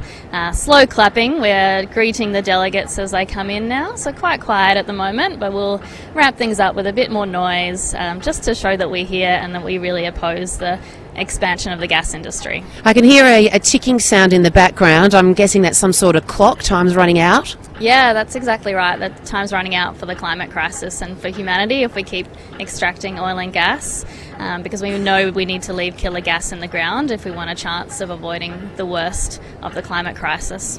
Now, there's going to be some big players here today, Santos, Woodside and Chevron government agencies, as well as SA Energy and Mining Minister Tom Koutsantonis. He'll be making a keynote speech today. What's your message for him? Yeah, so Minister Koutsantonis has made it explicitly clear that the South Australian government is at the disposal of the oil and gas industry, and we think this is completely reckless and irresponsible in the midst of a climate emergency. We are calling on the SA government to close the door on the fossil fuel era, to cut ties with gas and to leave killer gas in the ground. I'm saying it's quite peaceful now. The noise and disruptions starting to kick off at about 9 until 10 o'clock. Just how disruptive do you want to be today? Look, we just want to make our presence known. Extinction Rebellion has a really strong tradition of non-violent civil disobedience, which has brought about really positive change in the past over many issues. So we're committed to that. We're always committed to being peaceful and non-violent, but also making sure our message is heard for no new gas today. So, yeah, we'll see. There is a heavy police presence. What have they told you today? Yeah, we've been chatting to police. Everything is quite calm and under control. They're aware of what's going on. It is quite excessive, I think, the police presence here, to be honest. Maybe not the best use of taxpayer money, but we're just going to keep everything non-violent and get our message out really clearly. Gemma, thank you for joining us. Guys, we know what to expect when it comes to Extinction Rebellion. 9 until 11 is the expected time that they're going to be voicing their opinion here. It's, as I said, very quiet at the moment. If you are in the area, if you work in the area, probably best take a different route to work, but at the moment, fairly quiet. We're just looking at it, the Foodland Summits Facebook and YouTube live stream. They're kind of almost lovable if you think about them less as a protest group and more as a sort of ragtag bunch of a theatre troupe that get together and do funny things. I like the slow clapping. They actually got that idea from cricket. They want the strike rate to be lifted. It's like when Jeff Boycott used to be opening for England, and at lunch it'd be none for 43. Have a go, you mug. It's the message, I think, from Extinction Rebellion. I think it is. I think, the slow clap's excellent. The slow clap is excellent. I wonder what their ideal use of police resources is, given their criticisms of SOPOL. What would they like police to be doing with rounding up climate criminals, I reckon. Probably, yeah, just go and arrest Kevin Go and arrest Gallagher. everyone who works at Santos. Exactly. I would suggest might be something they'd come up with. Well, given that the last time they were all down there doing their street theatre, the city was shut down by the woman who we later discovered had appeared in an ad for Ampol. And with their excellent defence for that being everybody needs to get from A to B somehow. That is a good question. How did they all get into town today? Yeah. Did they walk? They just apparated. Now, apparated? Yeah. What's apparating? I think it's a Harry Potter reference. Thank you, Lucy got it. There you go. Now, Raz in Seaford Heights is the first caller through for What Cheese Am I? The cheese we've got to give away is 4 tickets to Cheese Fest. Australia's original and biggest cheese festival is back October 19th and 20th in Rundle Park. You can get tickets at cheesefest.com.au or Raz. You can name this cheese. David Penberthy, take it away. All right, good luck, Raz. Do you know your cheese, Raz? I hope so. All right, well, just wait for all 3 questions, mate. Don't go off too early because you're going to get 3 shots here. Question 1, or clue number 1, rather. I was illegal in Australia for a long time. Clue number 2, I am a bit blue.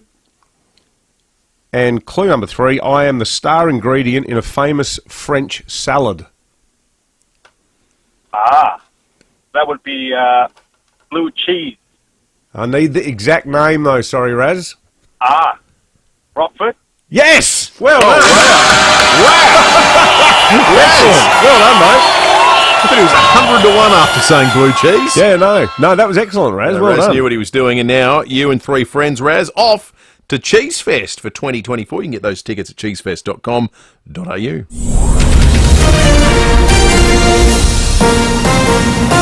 This is 5AA News, always Adelaide. 27 and partly cloudy today with the 8:30 news. I'm Graham Goodings. Chipped windscreen? RAA approved repairer Complete Windscreens repairs it from just $99. Find the big red koala. A man's been arrested outside a Donald Trump rally with a loaded handgun, a shotgun and fake entry passes. The 49-year-old was stopped before he could get into the event in Southern California. US correspondent Jonathan Kersley says security is being ramped up 3 weeks out from the presidential election. I think what this shows is that the security that is on high alert around Donald Trump at the moment, given obviously the shooting that came within a whisker of taking his life in Butler, Pennsylvania back in July, and then the arrest following that attempt at a golf club near Mar-a-Lago. Police are investigating a house fire at Elizabeth Downs early this morning. Fire crews were called to Mackenzie Road just after midnight, finding the house and a shed fully ablaze. The home was unoccupied at the time and there are no reports of injuries. The fire is being treated as suspicious. The new Liberal candidate in the seat formerly held by David Spears has admitted she was previously a member of the Greens. City of Holdfast Mayor Amanda Wilson only joined the Liberal Party on Friday. I was a member of the Greens a long time ago for a hot minute, but that lasted for about 6 months, way back at the beginning of the century. I became a member of the Liberal Party on Friday because as mayor, I needed to be independent. Yep. I work with lots of different people from lots of different parties. An Israeli military base has been targeted by drones in northern Israel. It's believed up to 67 people have been injured in the attack. Europe correspondent Edward Godfrey says Hezbollah has claimed responsibility. If it's all accurate, it would be Hezbollah's biggest attack on Israel in the last year. Vision has emerged of some of the injured being ferried onto helicopters and taken to Sheba Medical Centre, a major hospital in Israel. Meantime, Israel is facing condemnation over incidents with UN peacekeepers. UNIFIL says IDF forces forced their way into one of its bases in southern Lebanon. Elon Musk's SpaceX has pulled off its boldest test flight yet. The Starship rocket has been launched into space. Its booster has returned to Earth to be caught back on the launch pad, now able to be reused. Swinburne University astronomer Alan Duffy explains just how extraordinary it is. Just to get a sense of how insane this is as an engineering feat, this rocket reaching at 65 kilometers and then tumbling back down, this is akin to you taking a toothpick, flicking it up, just about getting over a 21-story building, and then the toothpick comes directly back down to your finger and you grab it with a pair of chopsticks. It's back to school this morning for last term. Senior Constable Peter Squire is urging motorists to slow down and keep an eye out near school zones. Children and young people are at risk in this environment, and particularly around schools, so they're smaller, less visible to drivers. Their active behaviour can be less predictable, and they have some error of judgment sometimes when dealing with traffic. So we are running a 2-day statewide operation, and that focuses on our resources on the safety of children and pedestrians around the school zones. The federal government is urging Australians to check their tech before the 3G network switches off. In just a fortnight, major telcos will make the switch to 4G and 5G. Some smartwatches and medical alarms could be affected. Now turning to 5AA Sport. The 2024 Mitsubishi Triton comes with 10 years warranty, plus 3 years free servicing, only at Agostino Mitsubishi. And here's Tom Wren. Thank you, Graham. Brody Kostecki and his South Australian co-driver Todd Hazelwood have won the Bathurst 1000. Kostecki says he still can't believe it. Redemption from last year for sure. We didn't quite have the race car that we had this year, and I was actually surprised to get pole. But yeah, the car was stellar throughout the whole day, and I'm just in awe. The Adelaide 36ers' run of 3 straight wins has come to an end after being belted by 27 points against Melbourne United. The Sixers, though, are still in 5th place with a 3-3 record to start the season. Well, Novak Djokovic has been denied his 100th ATP title, beaten by world number 1 Jannik Sinner in the Shanghai Masters final. Sinner claimed the title match 7-6, 6-3, but Djokovic says he played well enough in parts to believe he still has what it takes to keep up with the young guns. Which, gives me, a reason to believe that I can still, play with these guys that are best in the world at this level. Hopefully I can maintain that level in the upcoming months and also for the future. To cricket, Australia's hopeful captain Elisa Healy will recover from a foot injury in time to play in Friday's semi-final at the T20 World Cup. She missed their 9-run win over India this morning. To racing, Gay Waterhouse's Stormboy and Chris Waller's Switzerland are in the running for the final spot in next week's The Everest. And American Matt McCarty holds a one-shot lead midway through the final round of a PGA event in Utah. And that's the 5AA Sport. Thanks, Tom. Now checking 5AA traffic. Lynn Andrews Real Estate, experts in commercial and residential property management. lynnandrews.com.au. Hey, good morning. Got a car rollover this morning on the freeway downtrack near Waverley Ridge Road. Slow going for inbound. Some traffic lights out in the city. Sturt Street at Whitmore Square and Angus Street at Carrington Street. A road closure in Norwood, Osmond Terrace near Gloucester Terrace. Burst water main and electrical work Salisbury Highway near Ryans Road. Speeds at 40 and the left-hand lane is closed for outbound. And the kids are back at school today after the holidays, so watch out around the schools. If you love cooking, Meals on Wheels could do with you. Become a volunteer today and help them keep the wheels turning. Visit mealsonwheelsa.org.au. Adelaide's most accurate traffic on 5AA. Another 5AA forecast. See any issue firsthand with AutoCam. Real-time video, direct to you from your Automaster's technician. 27 and partly cloudy today. Tomorrow a shower or two, 29. Wednesday mostly sunny, 27. Thursday a shower or two, 29. Currently it's 19. More news as it happens on 5AA. EcoVantage is part of thousands of SA families every day. Running hot baths or showers, in the laundry, our dishwashers and kitchens, it's all made better, greener and more affordable with an energy-efficient heat pump. Using around 70% less energy than traditional electric hot water services, and it's cheaper than gas hot water. Pump your power bills down and make EcoVantage part of your everyday with an energy-efficient heat pump. EcoVantage.com.au. Treat your family and friends to something a little fancy from FIVEAA, your family liquor stores. Spring means fresh, vibrant flavours, and if you're partial to a white wine or two, try our selection of SA-made Pinot Grigio and Pinot Gris. Let the sunshine in and enjoy a margarita with quality tequila, or lighten up with an Aperol or Campari Spritz. There are new beers to try too, with craft IPAs, Pilsners and Kolsch-style brews. FIVEAA, your local independent SA family liquor store for over 45 years.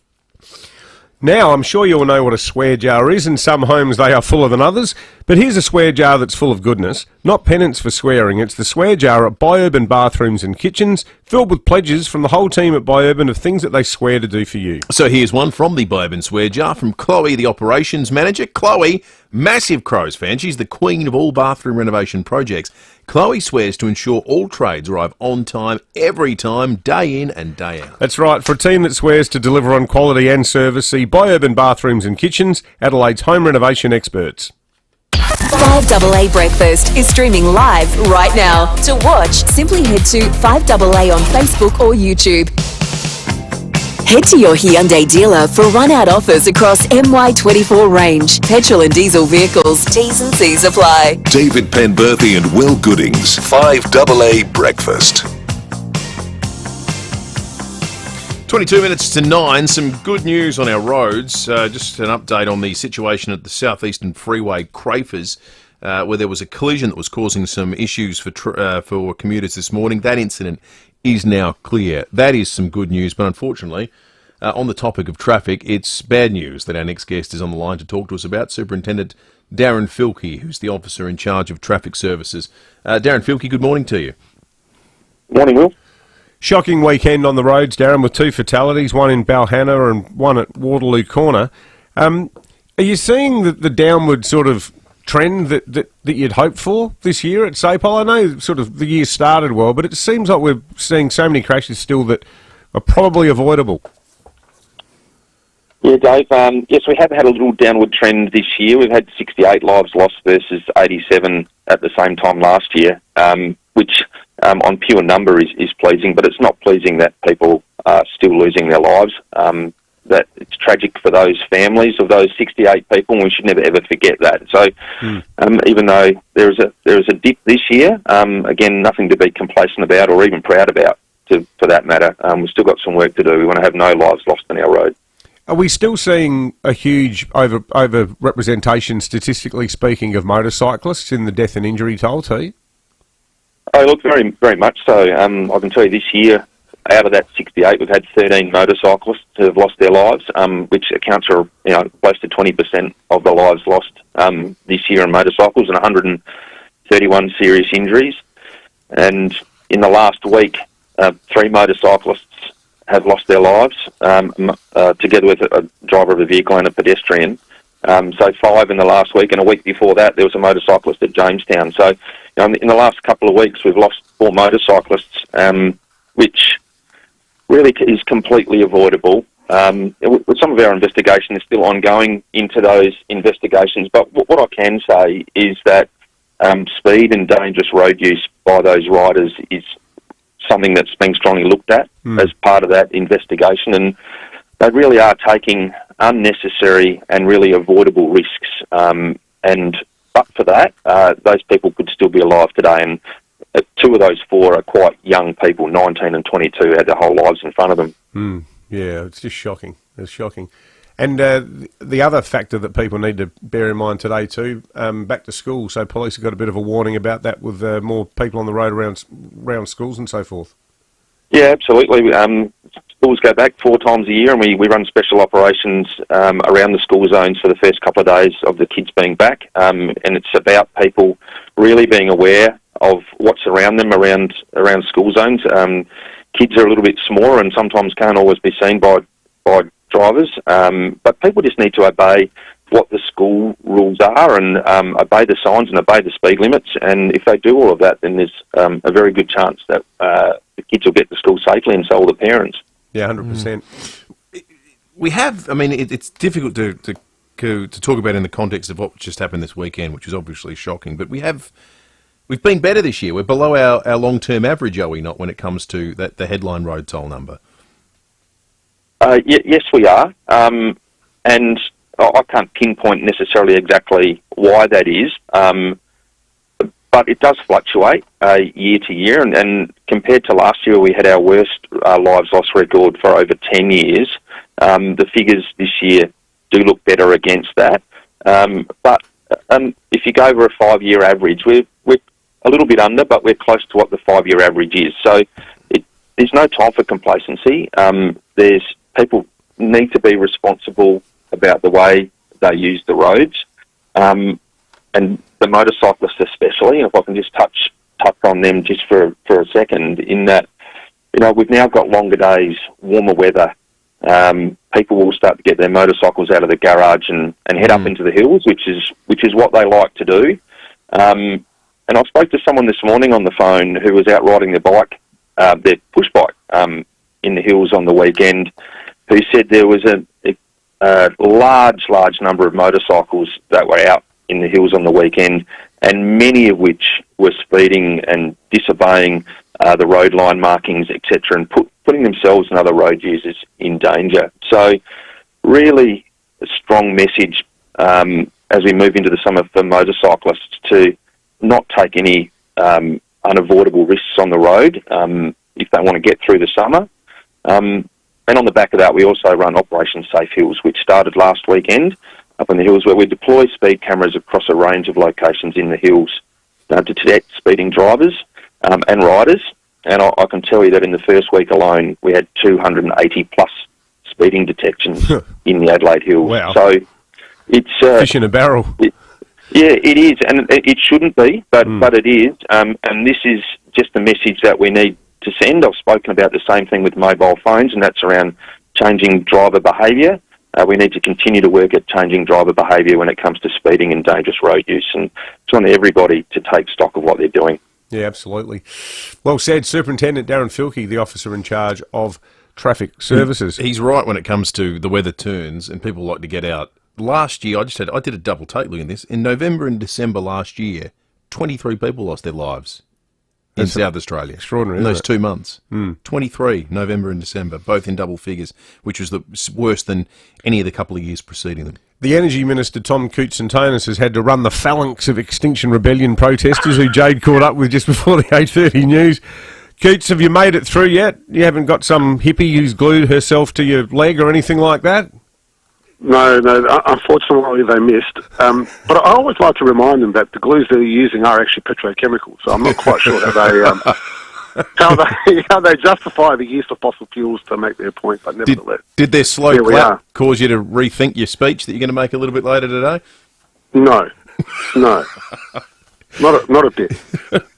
Well, can't you point to the front page of today's paper as a form of defence as well, Tom Koutsantonis? I mean, the state government sounds like it's trying to host the world's biggest climate change summit, so we're sort of walking and chewing gum at the same time, aren't we, when it comes to the environment?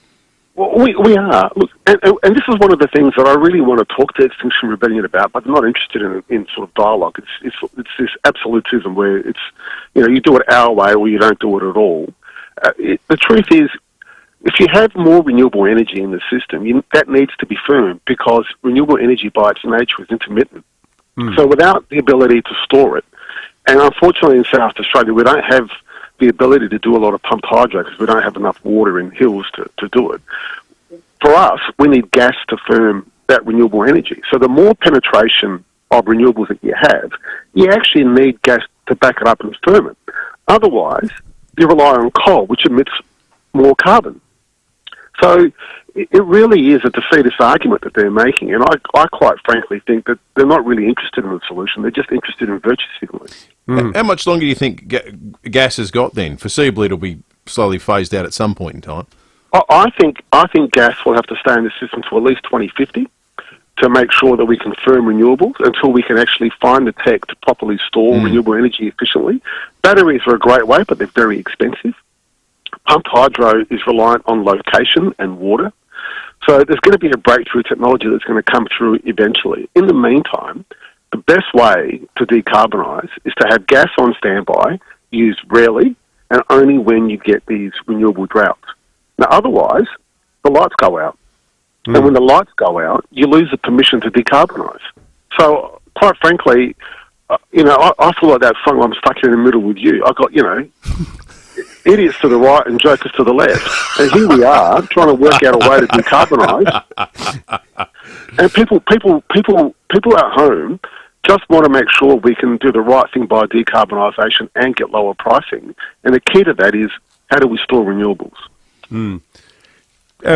Tom Koutsantonis, you're probably fair to say that, particularly after so many years in politics, you've sort of got the hide of a rhino when it comes to some of the flack that sort of heads your way.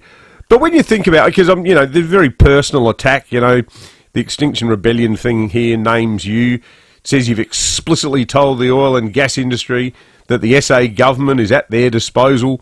They're no doubt targeting you today. But when you think about it in the context of like people who work at Santos and every Monday they have to put up with these Extinction Rebellion types getting under their grill at the Blueprint Cafe and saying, how can you lie straight in your bed at night? Do you think they're a little bit sort of, fanatical in the way they go about it? Well, I do. Because we're talking about a very serious issue. And the truth is, the people who work at Santos know that climate change is real. They know that they've got to decarbonise. They know that time is limited. But getting stuck into the workers there, and even worse, that cafe with two young entrepreneurs are trying to get on with their lives and build a life for their families. I'm not quite sure what they achieve other than lose the social permission to go out for governments like ours that is actually leading the charge to decarbonise. I mean, one of the reasons we're in line to get the COP is because of our leadership on renewable energy. Yet Extinction Rebellion seem to think that this is somehow a sideshow. I just think that they're not quite frankly in touch with reality. Well, good to chat to you about it. Tom Cooch-Antonis there, the energy Can I minister. just correct one thing? Amanda Wilson said a set of traffic lights on Brighton Road cost $30 million. They cost $6 million. Facts matter. Okay. Why'd you try to get her to run for you then? Well, I think I'm actually glad she did it because looks like she can't count. Okay. Tom Cooch-Antonis there. 11 minutes to 9. This is a good news story coming up in just a moment. Stick around. We've been talking over the course of the morning about Todd Hazelwood, and you've heard him in 5AA News with Tommy Wren as well. One Bathurst, Adelaide boy, great story. Parents put everything on the line to support his bid to race on the high stage in the supercars here in Australia. The Bunnings at Glynde, the Mitre 10 at Glynde was the scene of many sausage sizzles they raised money for. They remortgaged their home. Anyway, Todd Hazelwood's mum is going to join us on the other side. The other hardware store. The other hardware store. She is coming up on the other side of this break. Let's check traffic thanks to Luba House, the leaders in transforming your outdoor space and a great entertainment area with an opening and closing room. Yeah, guys, got a car rollover on the freeway down track near Waverley Ridge Road, causing heavy delays for inbound. Some traffic lights out in the city, Sturt Street at Whitmore Square and Angus Street at Carrington Street.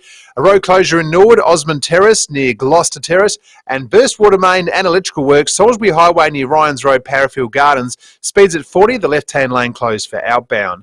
Swap traffic jams for cruising plans with Flight Centre. Cruise the South Pacific with Carnival from just $929, plus onboard credit and more. Book now with Flight Centre. Adelaide's most accurate traffic on 5AA. Rowie and I are at a local restaurant who have invested in the magnificently sleek and reliable Vulcan doors. Rowie, could you step outside for a moment, please? Oh, why is it always me outside? Thank you. Vulcan doors offer automatic pedestrian doors as well as highly secure industrial roller doors and shutters. Oi, Timmy! So keep out the heat as well as the pests that come with it. Turbo, when are you going to let me back in? Vulcan doors. Timmy! Separate yourself from the rest, literally. Oi! G'day everyone, Cornsey here. Now I know a great team when I see one, and the South Australian hydraulic team I rate the highest is BL Shipway. The Shipway team are the best in the business. They've been looking after your hydraulic and pneumatic needs since 1953 with brands like Ryco, Rexroth, Enerpac, Hydac, Oilpath, EasyFit and many more. If you can't get to them, they'll send a Ryco 24/7 van to you anytime, anywhere. blshipway.com.au, a South Australian team you can count on. It's fair to say we've all been impacted by soaring energy costs, so it's important to look for ways to reduce what we pay.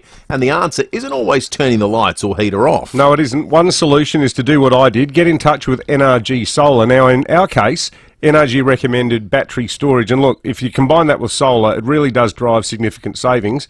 In the evenings, we draw on the energy stored in the battery that our solar panels provide during the day. NRG have come to the rescue of thousands of SA families, educating people on the best and most cost-effective way to reduce energy bills, and that's why so many people trust NRG Solar. So if you're serious about saving money long-term and looking into solar, get in touch with Eddie and his team at NRG Solar. They're great people to deal with. Their experience and knowledge is second to none. Check out their website, nrgsolar.com.au. Hi, Daniel Talley here, General Manager of Home. That's HAUME. If you're thinking about selling your home and it's in our price range, we'll buy it. Forget spending thousands getting your home ready for sale. We'll offer you market value right now. And the settlement can be up to 12 months if you like, which gives you loads of flexibility. That's how easy it is. To get in touch with us today, visit home.com.au. And remember, HAUME.com.au. At Home, we buy homes. Head to your Hyundai dealer for run-out offers across MY24 range. Petrol and diesel vehicles. T's and C's apply. David Penberthy and Will Goodings, 5AA Breakfast. 7 to 9, do you know a healthcare hero? Well, 5AA and Always Care want to celebrate the amazing healthcare workers in our community. All you need to do is head to 5AA.com.au to nominate someone that they could win $1,000 in cash. Always Care Services, the support you need to live happily and independently no matter what your situation. Alwayscare.com.au. Got sent a great text on the Duttons text line earlier. There was a picture. It was a picture of our next guest, Katherine Hazelwood, working the barbecue at the Glynde Mitre 10. I'll read you the side of the big signage says sausage sizzle $2.50, but then down the side it says Todd Hazelwood, Supercars Championship driver. It's fair to say that Todd Hazelwood's parents did a hell of a lot of the heavy lifting in getting him to the stage where he could be king of the mountain and win Bathurst over the weekend. Katherine Hazelwood joins us on 5AA Breakfast now. Sharon, good morning to you. Oh, good morning. How are you? We're probably not as excited as you are, Sharon. You must be the proudest mum in Australia today. Oh, absolutely. Words can't describe how we feel. So were you at the race, or were you watching absolutely. from home? No, you're over there in Bathurst? No, we were at the race, yes. Oh, excellent. So you're still there, obviously? Yes, we're all packing up, getting ready to leave, but no. Sharon, we got sent an image from a Motorsport forum this morning. I just want to fact check with you that suggested that you guys had remortgaged your home to finance his racing career. Is that correct? Absolutely, yes. Todd did Formula 3, and then we went started Dunlop Super 2 series, and obviously no one knew who Todd Hazelwood was, so it was very hard to get sponsors. So the only way we could do it was, mortgage a house. Wow. Get a loan and, put your son into racing. Geez, your belief in him must have been unshaking. You never had the inclination to have a chat and say, listen, maybe this racing thing's not for you. And thank God you didn't. Oh, Todd was he was born to be a racer from like the early ages. Like he always just watched like motorsport videos and everything. He was just that kid, and he just always did that extra little bit. And I always say that if you had a child that was good at wanted to be an Olympian, you would support them. So that was my belief. He had it, and I believed in him. So who taught him to drive when he was going for his L's? Was it you? Or was not me. Not me. That was a dad. Would have been hard to get him to stay below 60, I reckon.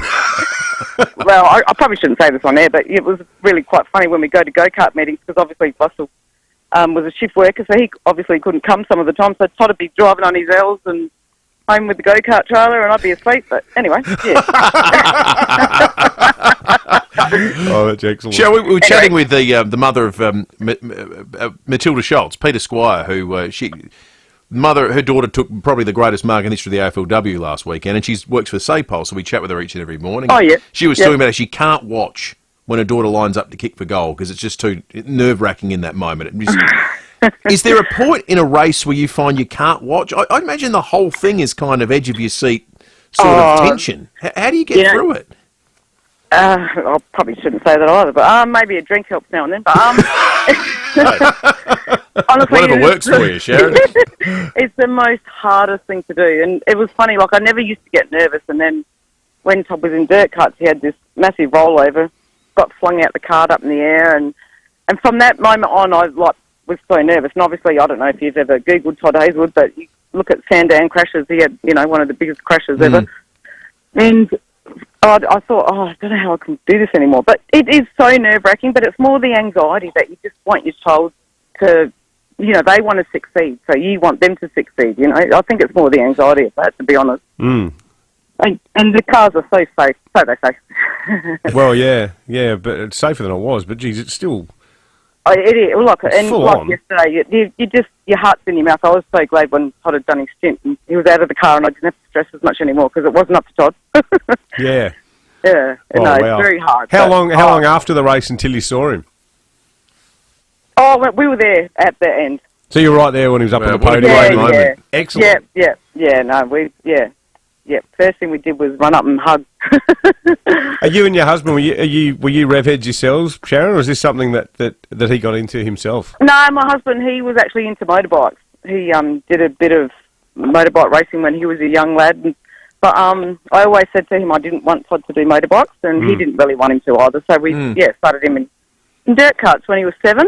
So, just progressed. Well, it's a great story. I mean, obviously his wonderful achievement, but it's a great family story as well, Sharon. As I look back at that Glen Mitre 10 picture of you there selling the sausages, and you know that all got him to a stage where he could perform like this, and we can be talking about him here on 5AA and claiming him as a proud South Australian. Oh, absolutely. Like, he is a very proud South Australian. He never forgets his heritage, and it's been I don't know, and thanks to Glen Mitre 10 for letting us always be there. Absolutely. We love our Mitre 10 here. Sharon, congratulations to you and the Hazelwood family. Yeah, it's well terrific. done, Sharon. And Todd will be racing in the Trans Am support category at the Velo Adelaide 500, which is, of course, just a month away. 25 years of the event, tickets starting from just $39. Sharon Hazelwood, our guest. We're out of time on this Monday morning. Matthew Pantelis is coming up in a moment, so stick around. We'll catch you tomorrow morning from 6 o'clock. When you die, who gets what? Will your kids or relatives argue over your estate? Will your beneficiaries